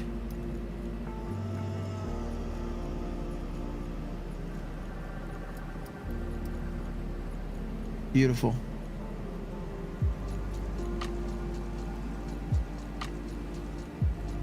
All right, yeah, I'm good on my end, man. I've already set my altimeter with the B key. And looks like our flight Same. plan is up to 7,000 feet this time. Yep, I set my ignition to off. I turned it off. Yep. What's our altitude? 7,000? Yes, sir. All right, 7,000. Perfect. All right, dude. One last thing. Go ahead and open your oil doors. Copy. So those are on the left-hand side. And also your ice deflectors. And for those that don't know, ice deflectors are pretty much your inertial separators. And then set up your pitot heats as required. So I'm gonna go ahead and turn them on because I don't like any annunciator lights on my panel there. So, all right, both oil doors are open. Everything's cleared. I'm ready to go, dude. Copy that. I'm gonna get off the brakes here and check my brakes. Good brakes on my end. Good steering. Let's get out of here. And I'm probably gonna murder somebody alive here. Yep. Sorry, buddy. Yo, so David No finally got the chat working. He says, "Yo, we outside. I'm a passenger."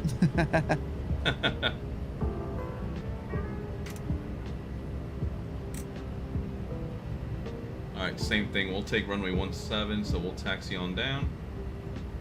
Yeah, Brendan, there's gonna be a delay between both streams because we're on both like separate computers and stuff like that. So there will be a delay on that. All right, I see Captain Gonzo taxiing out there. Let's follow it.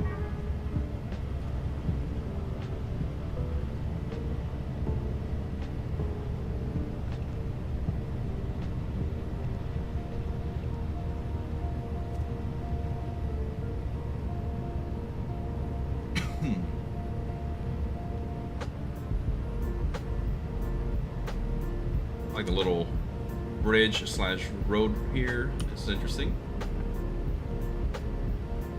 Our flaps are set up.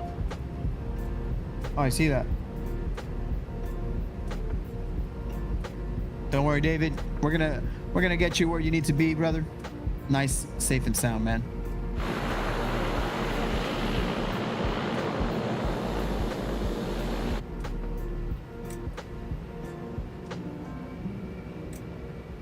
This bridge is awfully positioned here next to these taxi lines.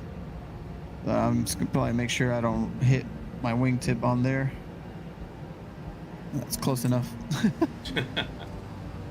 All right, see Captain Gonzo there. It's gonna follow him as he takes off. Alrighty. Everything's good. Everything's in the green. Let's start getting on the power here, and we're going full thrust, guys. We've got a short runway. Got a little crosswind here. Yeah, Brandon, you're not tripping. Don't worry, bro. I appreciate you tuning in on both sides, man. That's hell of a support, bro. Appreciate you, dude. Ooh, this thing's torquey. Oh yeah, Torxier is real. Not only on the world's fastest EF. And we're up, guys. Gear up.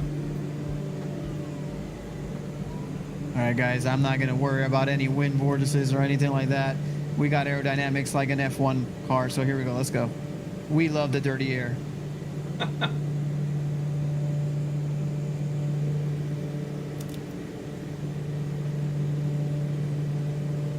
to nav mode. There we go. All right, guys. Airspeed is alive, and we are airborne. Gear up. All right. Let's climb, climb, climb.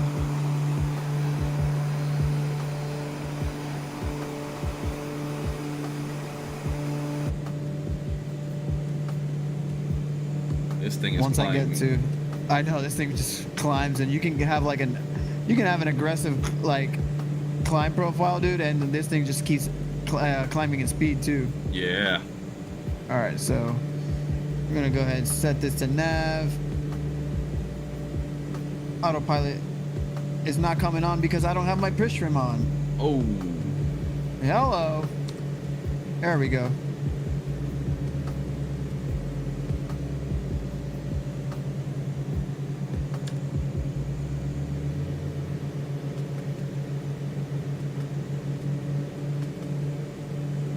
And it would be extremely helpful if I would have loaded the flight plan. I totally forgot all about that. So flight plan, let's load this in real quick, guys, as we are slacking out here. I'm supposed to be the guy that knows what he's doing with his autopilot stuff.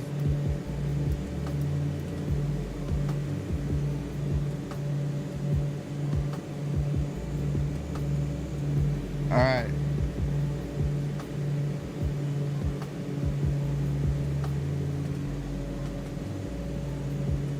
Here we go. Autopilot on. Now we got nav. Now we know where we're going. Oh yeah. We got attitude.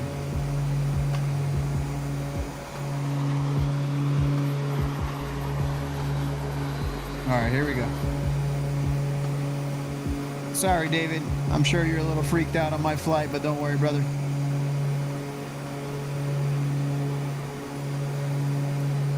We got you. There we go. We set up the lighting to more of a sunset here. Beautiful. All right, so one pretty cool thing about this turbine edition or turbine variant of the Duke is the introduction of the engine trend monitor. So if you look below your GTN 650, bro, Yeah. you have that little display there, your engine trend monitor. So this is the first for like a flight sim. There's no plane with this that has it like working accurately and stuff like that like this plane is. So if you look down, you have like 4 different pages. You have your engine trend mode, you have your nav page, fuel, and all that, and you can scroll through those and it gives you different information on that. So let's say if you're on the ETM page, you see the page up, page down. Yep. You can see like any messages that are related over to your like engine. So look, you can even see your inspection, what hours is due. So mine's is due in 197 looks like hours, 43 minutes and 25 seconds. So that's pretty cool.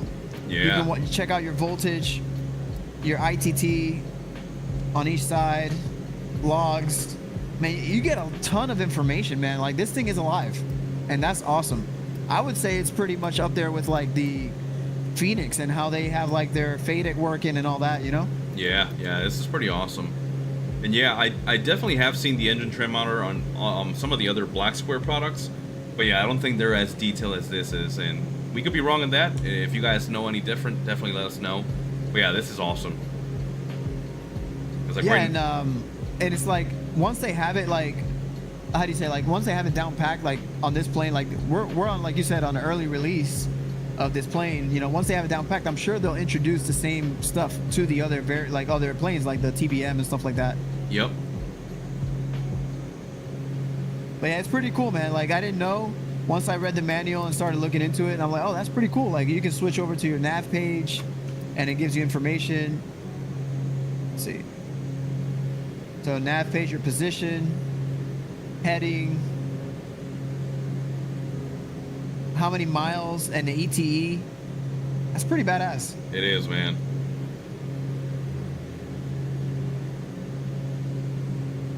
Wind drift, that's crazy, dude.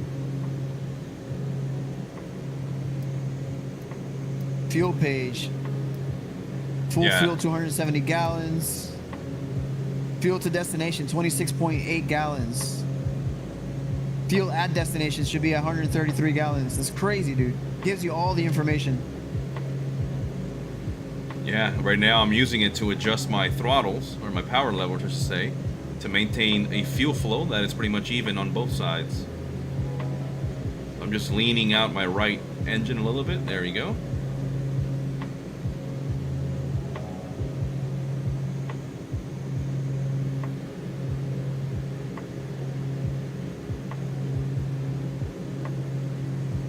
Looking good.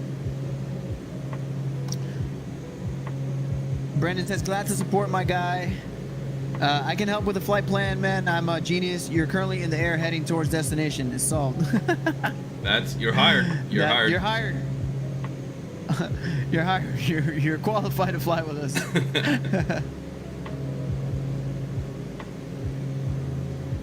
Welcome aboard, Brandon. Welcome aboard.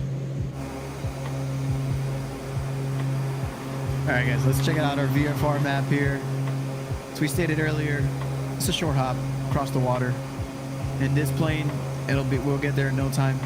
Currently doing about almost 200 knots. I'm like at 195. Yep. ITTs are happy. Everything's pretty happy. Prop RPM. I'm gonna bring it down just a little bit.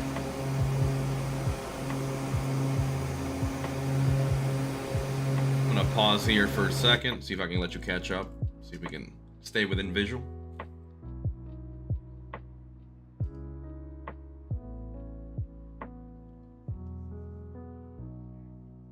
All right.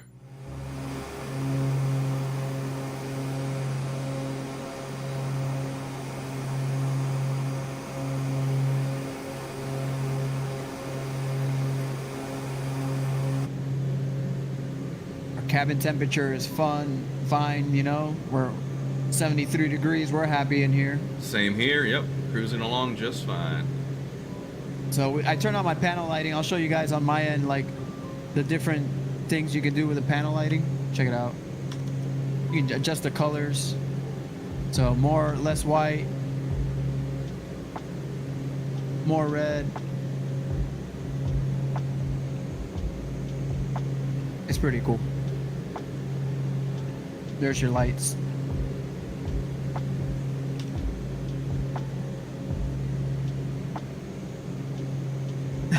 Brendan's like, sweet, cheers, guys. Glad to come aboard. Awesome. Brendan says he has a random question about the 747, if you can help. I don't know the different names for the instruments, but your little comp in the middle with the pic of your plane with the purple line that shows direction, etc. When I set up my flight, I get, say, about half an hour into it, or when I have to descend, the purple line stops at a checkpoint that basically makes the plane just go in a straight line and never gets me anywhere. Huh. So he mentioned that was the 747? Yeah. So if it is the default 747, which as far as I know is the only one available right now, yeah, it is very limited in what it simulates and stuff like that. So what might be happening is you're not loading up an actual approach procedure into an airfield. And so once it gets to whatever the last waypoint is on that flight plan, it just keeps going because there's no approach activated. So that's my only guess, just based on the default 747 behavior. So while we're cruising, Gabe, we can go ahead and close our oil doors at this air. It's kind of like your cowls. Okay. Same thing. You can go ahead and close them. And your inertial separators. Copy that.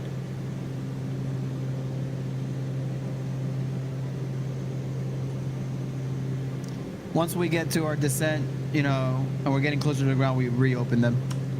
Sounds good.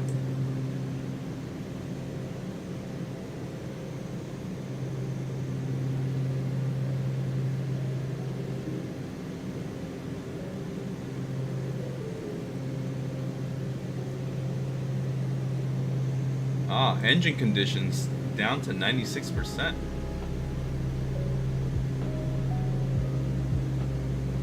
So we'll keep an eye on that as we keep using the Turbine Duke, specifically this tail number, and see how the engine starts to wear down.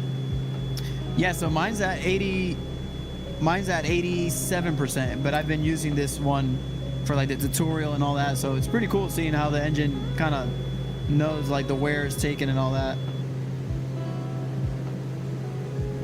All right, guys. On my end, what you're hearing is me exceeding the 200 knots. It looks like, which is funny, but it's once I closed those doors, I started picking up some speed. So I guess we're reduced the drag on the aircraft.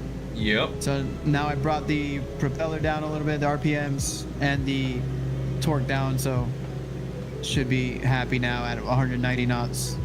It's funny you said that because exactly as you mentioned it, I started getting the beeping as well, and I'm like, damn. Yeah, what changed? But yeah, we did close the doors, so Yep. less drag.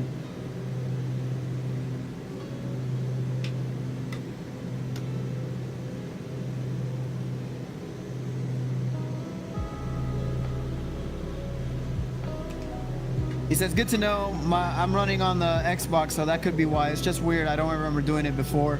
Yeah, it could be what Gabe said. Like, it might just be ending at the last leg and not, you know, kind of like a flight plan discontinuity. It's like, okay, all right, well, this is as far as I know where I need to go. So then it just does its own thing. Yeah, and unfortunately, yeah, with the default airplanes, especially on the Xbox side, I'm not too familiar with how Flight Sim operates and stuff like that on Xbox. But the default aircraft, they look great, man. They're beautiful models. They look pretty accurate. But in terms of systems modeling, they're pretty shallow. Now, keeping that in mind, I've been reading up on the development of Flight Sim 2024, which of course is expected to release some point this year. And guys, they are claiming that every single airplane will be pay-wear quality, which means we are expecting electronic flight bags, you know, good flight model handling and characteristics, performance stuff. So, I don't know, man. That gets me excited. So, definitely keep a lookout for that. We'll keep monitoring the development of this new sim. But yes, Asobo have gone forward to say that everything will be pay-wear quality. So, you might not have that issue, man, once the new sim comes out. Yeah, that's pretty exciting. I didn't even know that, to be honest. But that's pretty exciting to know, and that they're taking the time. Maybe they need to reduce the amount of planes and just focus on those planes that are going to be in their library of inclusion. Then be like you said, like pay-wear quality. Yeah, absolutely, because there's still airplanes here on this default library, like you said, that I haven't even fired up once, man. I just kind of skim over them on the list, and I'm like, oh yeah, I know they're there, but I never use them, so it'll be definitely awesome. Right. And it'll be even crazier, too, if they let you pick and choose, like, okay, you know, choose these 3 top-level aircraft, whatever, but one can only dream. Yeah, definitely.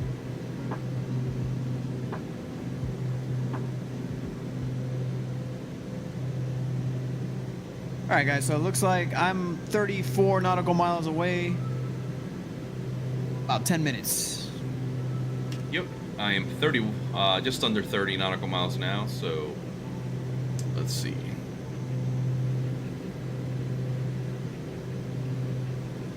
Yeah, Brendan, it's pretty exciting stuff. Definitely.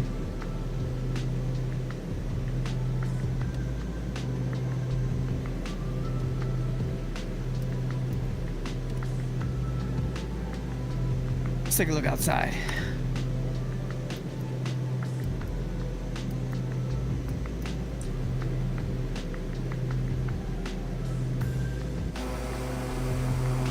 I have visual on the island that we are approaching.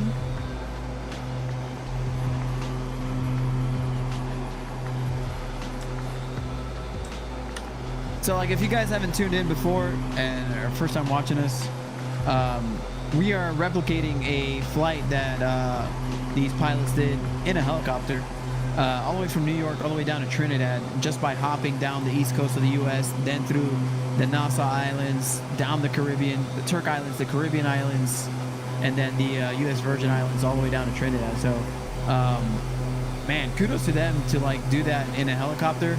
Like, for instance, this leg here, man, you're crossing open water, bro. Like, it's not long, but it's, you know? Yep. No, how do you say, like... No redundancy. task. Yeah, no redundancy, Yeah. really. So, definitely they planned it out pretty cool where they're hopping, you know, through these islands, short routes. But, yeah, it's still, you gotta cross the pond, you know?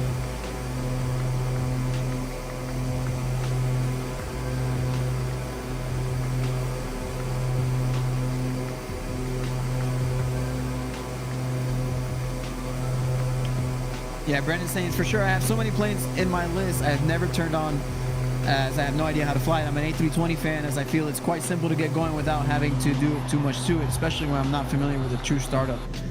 Yeah, no, definitely.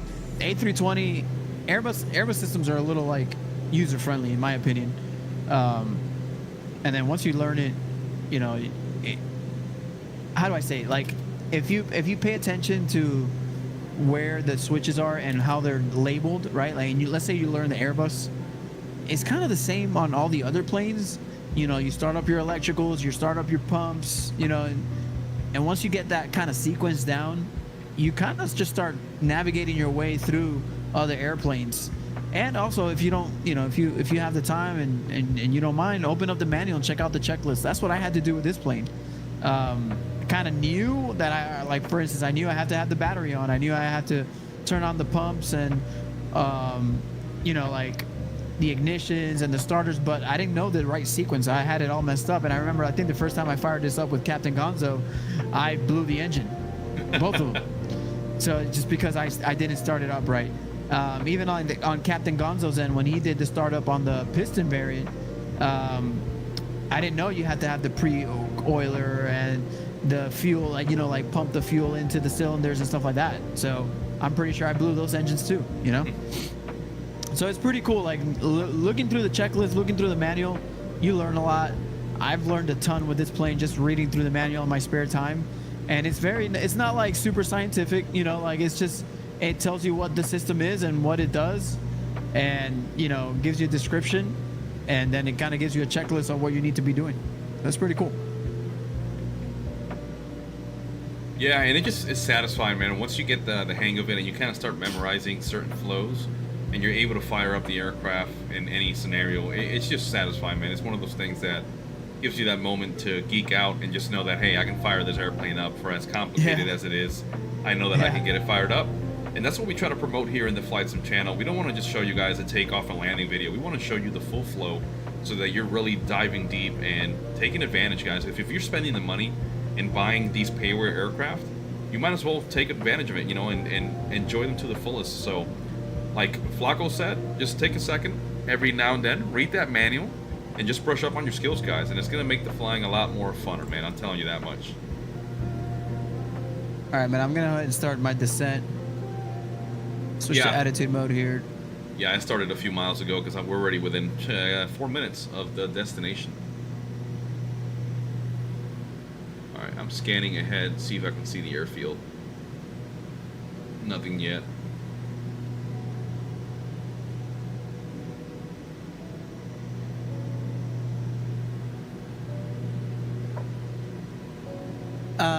Brandon says, okay, good to know. Yeah, my timing is wrong at times, but I still somehow get it working. Is the manual in the game or some website? So for us PC players, it's in our community folder. Inside the aircraft folder, you'll see it says content, and then most of these planes will have a manual included. For instance, this one has one, and it has one for each variant. So the Turbine Duke, it has one for the Grand Duke and the original Duke. So yeah, so I'm not sure on the, actually, I stand corrected, on the, at least for this plane, if you want to go on Just Flight, I believe you can get the manuals through Just Flight on their website.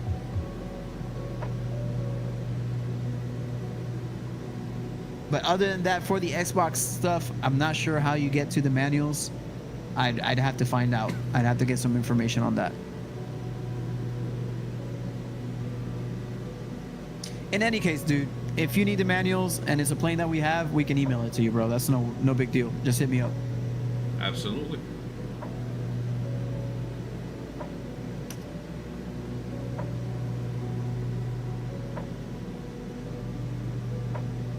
All right, I'm gonna check out my GPS here.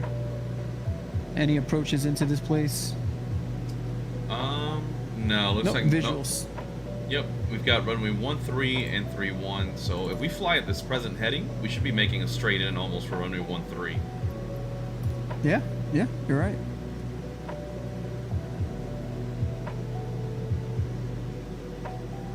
So it looks like the runway should be passing this first, like, little bit of landmass across the water. Yep. And then you should see it down there.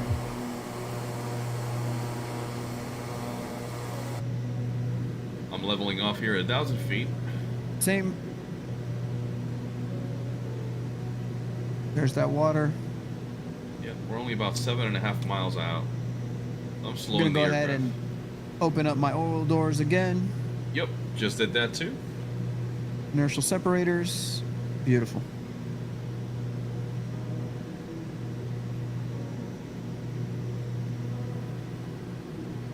Okay, so what I'm gonna do is I'm gonna go on heading mode. And I'm gonna set up like a left turn to intercept that runway kind of line. Let's go to heading mode.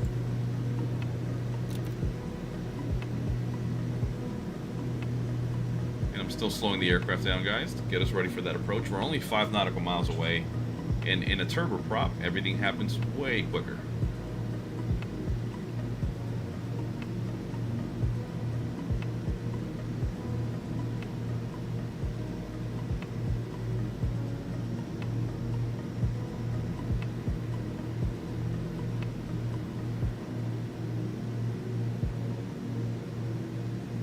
Okay, gear coming down. Landing lights and taxi lights are on.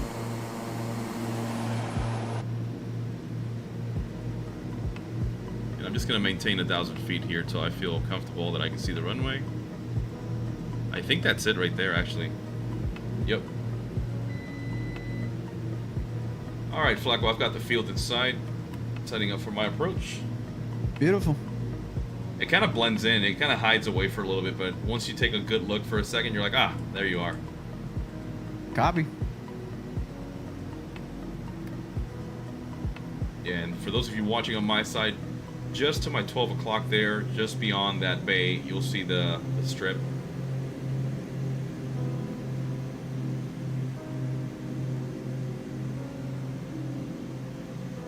Got some exterior shots here. We got the flaps coming in.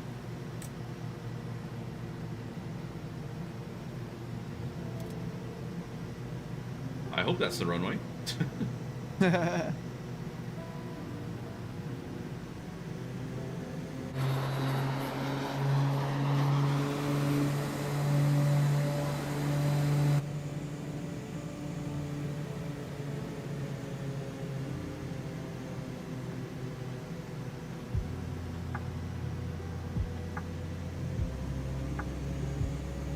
Yeah, and flying the turbine variant after flying the piston variant, that takes a little getting used to. Because once you reduce power in this thing, it's almost like those engines wants to go into beta, and you can drop airspeed pretty quickly. So. Oh yeah, oh yeah. You reduce speed very fast. All right, autopilot's off. I got control. I see Captain Gonzo. Slow this bad boy down. Gear down.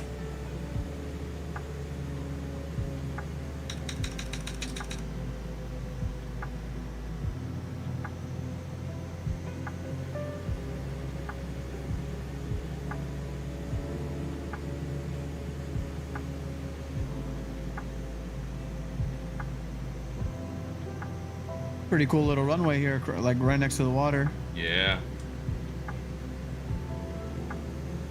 Here we go, guys. We're committing here now. Over the threshold. Look at that shadow. Oh, that's awesome. Brendan says you have clearance to land at my place. Come on down, boys. There we go. Flacco, you're gonna love it. As you come over the runway, you should see your own shadow on the runway. It Nice. looks awesome. All right, let's keep the aircraft rolling, guys, so we can clear this active runway. Got full flaps down. We are committing.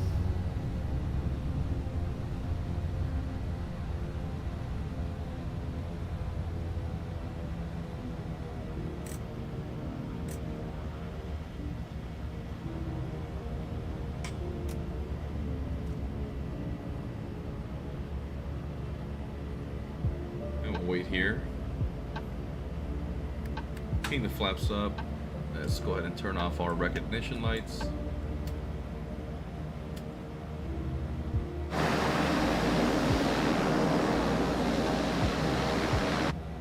let's set our parking brake and let's go take the camera down the runway and see how Captain Flacco puts her in. Oh yeah.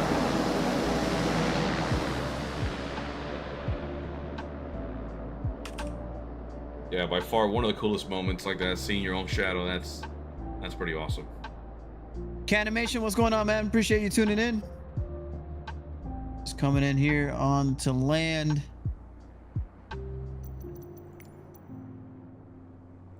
Zoom in. There's Captain Flacco, guys. Oh, I see the shadow. That's sick. Infamous tree at the end of the runway. Let's clear that. A little bit of ground effect here.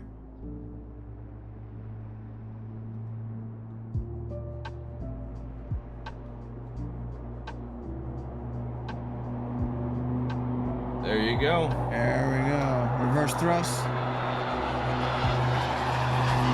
Wow, this thing slows down so good. Oh yeah, man.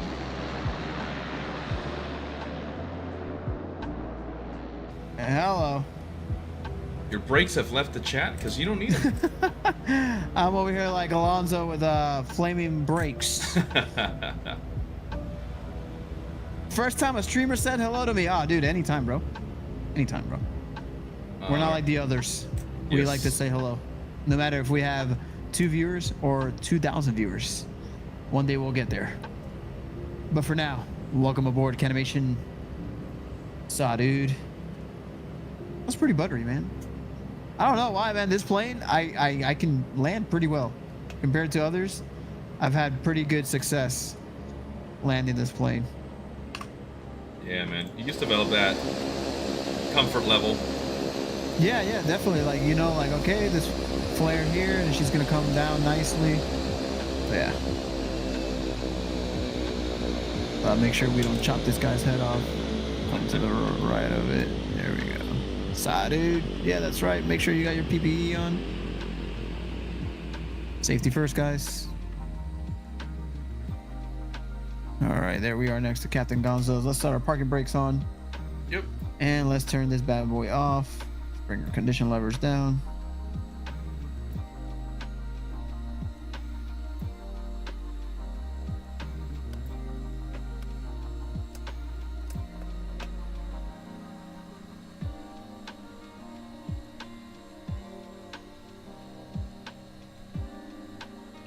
There we go. Sets to standby. You know what? Let's turn off our transponder. We don't need that anymore.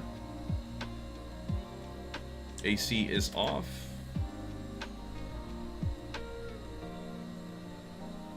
When is our avionics master to off? Speedo's off, so we don't burn anybody. Go ahead, open the door there. Go ahead, open the cabin door. Get out of my plane.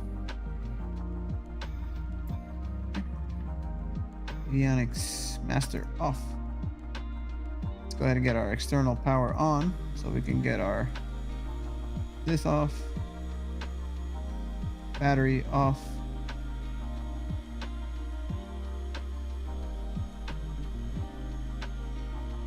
Lights off.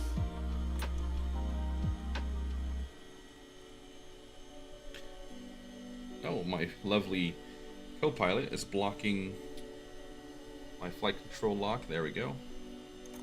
Beautiful. My FS Realistic has like a freaking 737 taking off in the background, just noise wise. Yeah. in this airfield that we barely made it. Gotta love the ambient noise. There we go. Throttle guards are on. There we go. Pretty good looking here, man. Let me go on the inside. Throw on all those guards. Yeah, same here. I enabled the engine covers, which of course are going to be covering over our outlets, our exhausts there. And you can see, guys, whatever I did on my aircraft is showing on Flacco's. That's just typical flight sim behavior. So, like last week, if you remember, I parked the Airbus and I enabled my GPU, and when we took a look at Flacco, he was hauling ass down a taxiway with, you guessed it, a GPU attached. So again, no fault really of the third-party developers. It's mostly just flight sims coding and how they like to make things look. So, but yeah, look at it, guys. You can see his engine covers, pitot covers, the bras holding the propeller blades in place there. All very accurate.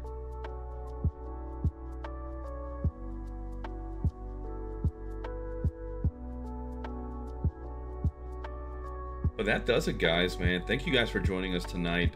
This is a nice little double hop in the Bahamas. We started, of course, at Nassau, right there, just near Atlantis and all that. Pretty much the most commonly known place. And we decided to make the first leg with the Piston Duke.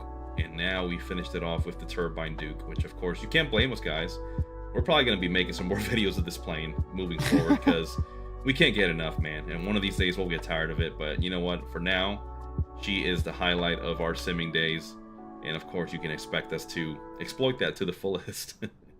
But yeah, guys, just want to reiterate, just want to thank our followers, fans, and subscribers. You guys have caused a significant increase in our motivation lately. I mean, we gained, like Flacco said, over 100 and something subscribers, and that's awesome, man. That just makes us feel like our work's making it out there, and we're sharing the love and the passion that we have for flight simming, man. So thank you guys once again. Keep watching, keep spreading the news. Tell them about your new found love on YouTube, which of course is called That Flight Sim Channel. Let them know that we're just a bunch of bozos just having fun online. So, but definitely keep watching us because we're gonna have plenty of tutorials to come, of course, including DCS World. And yeah, guys, I'll pass it over to Flacco, see if he's got any last words. Famous last words. Canimation, I would say yeah, because we just finished our 2-leg flights. We made it to our destination, and we're gonna cut it off here. We've been on for probably or a little over an hour and some change. But yeah, dude, you can definitely watch the replay as we get off. It'll save on the YouTube side, and you know, take a look at all our other content that we've put out. We've done tutorials on this plane. We've done cinematic flights, we've done DCS stuff, so check us out, man. You know, we like to have fun. Like Gonzo said, we're just a couple of bozos that love flight simming. We've been doing it since we were kids. Now we're grown-ups and our wives can't tell us what to do, so we do what we want. And yeah, we're still doing kid stuff, but nah, man, for real, like, we love doing this stuff. Like me personally, I go to work and I have fellow co-workers that I've gotten them to get flight sim gear and you know, fly with me and stuff like that, just because I talk about it so much. So I don't know if it's a way for them to shut me up or what, but I'm always talking about flight sim. I even included in some official company business videos. So yeah, I gotta show you that, Gabe.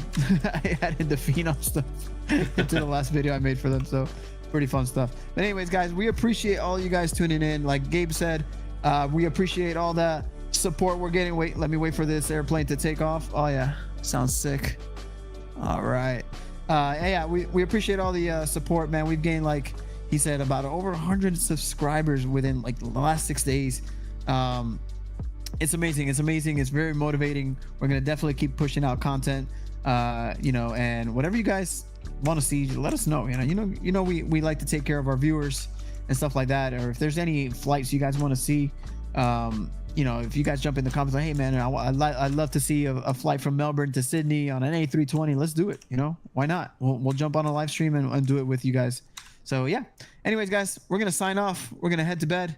We appreciate the support as always. You know, happy flying. If you haven't done so already, like and subscribe, do your whole spiel thing, do what you got to do, turn on the notifications, you know, let your mom know, let your grandma know. We appreciate the support. All right, guys, with that being said, cue the outro. Let's get out of here. See you guys. See ya, and happy flying, fellas.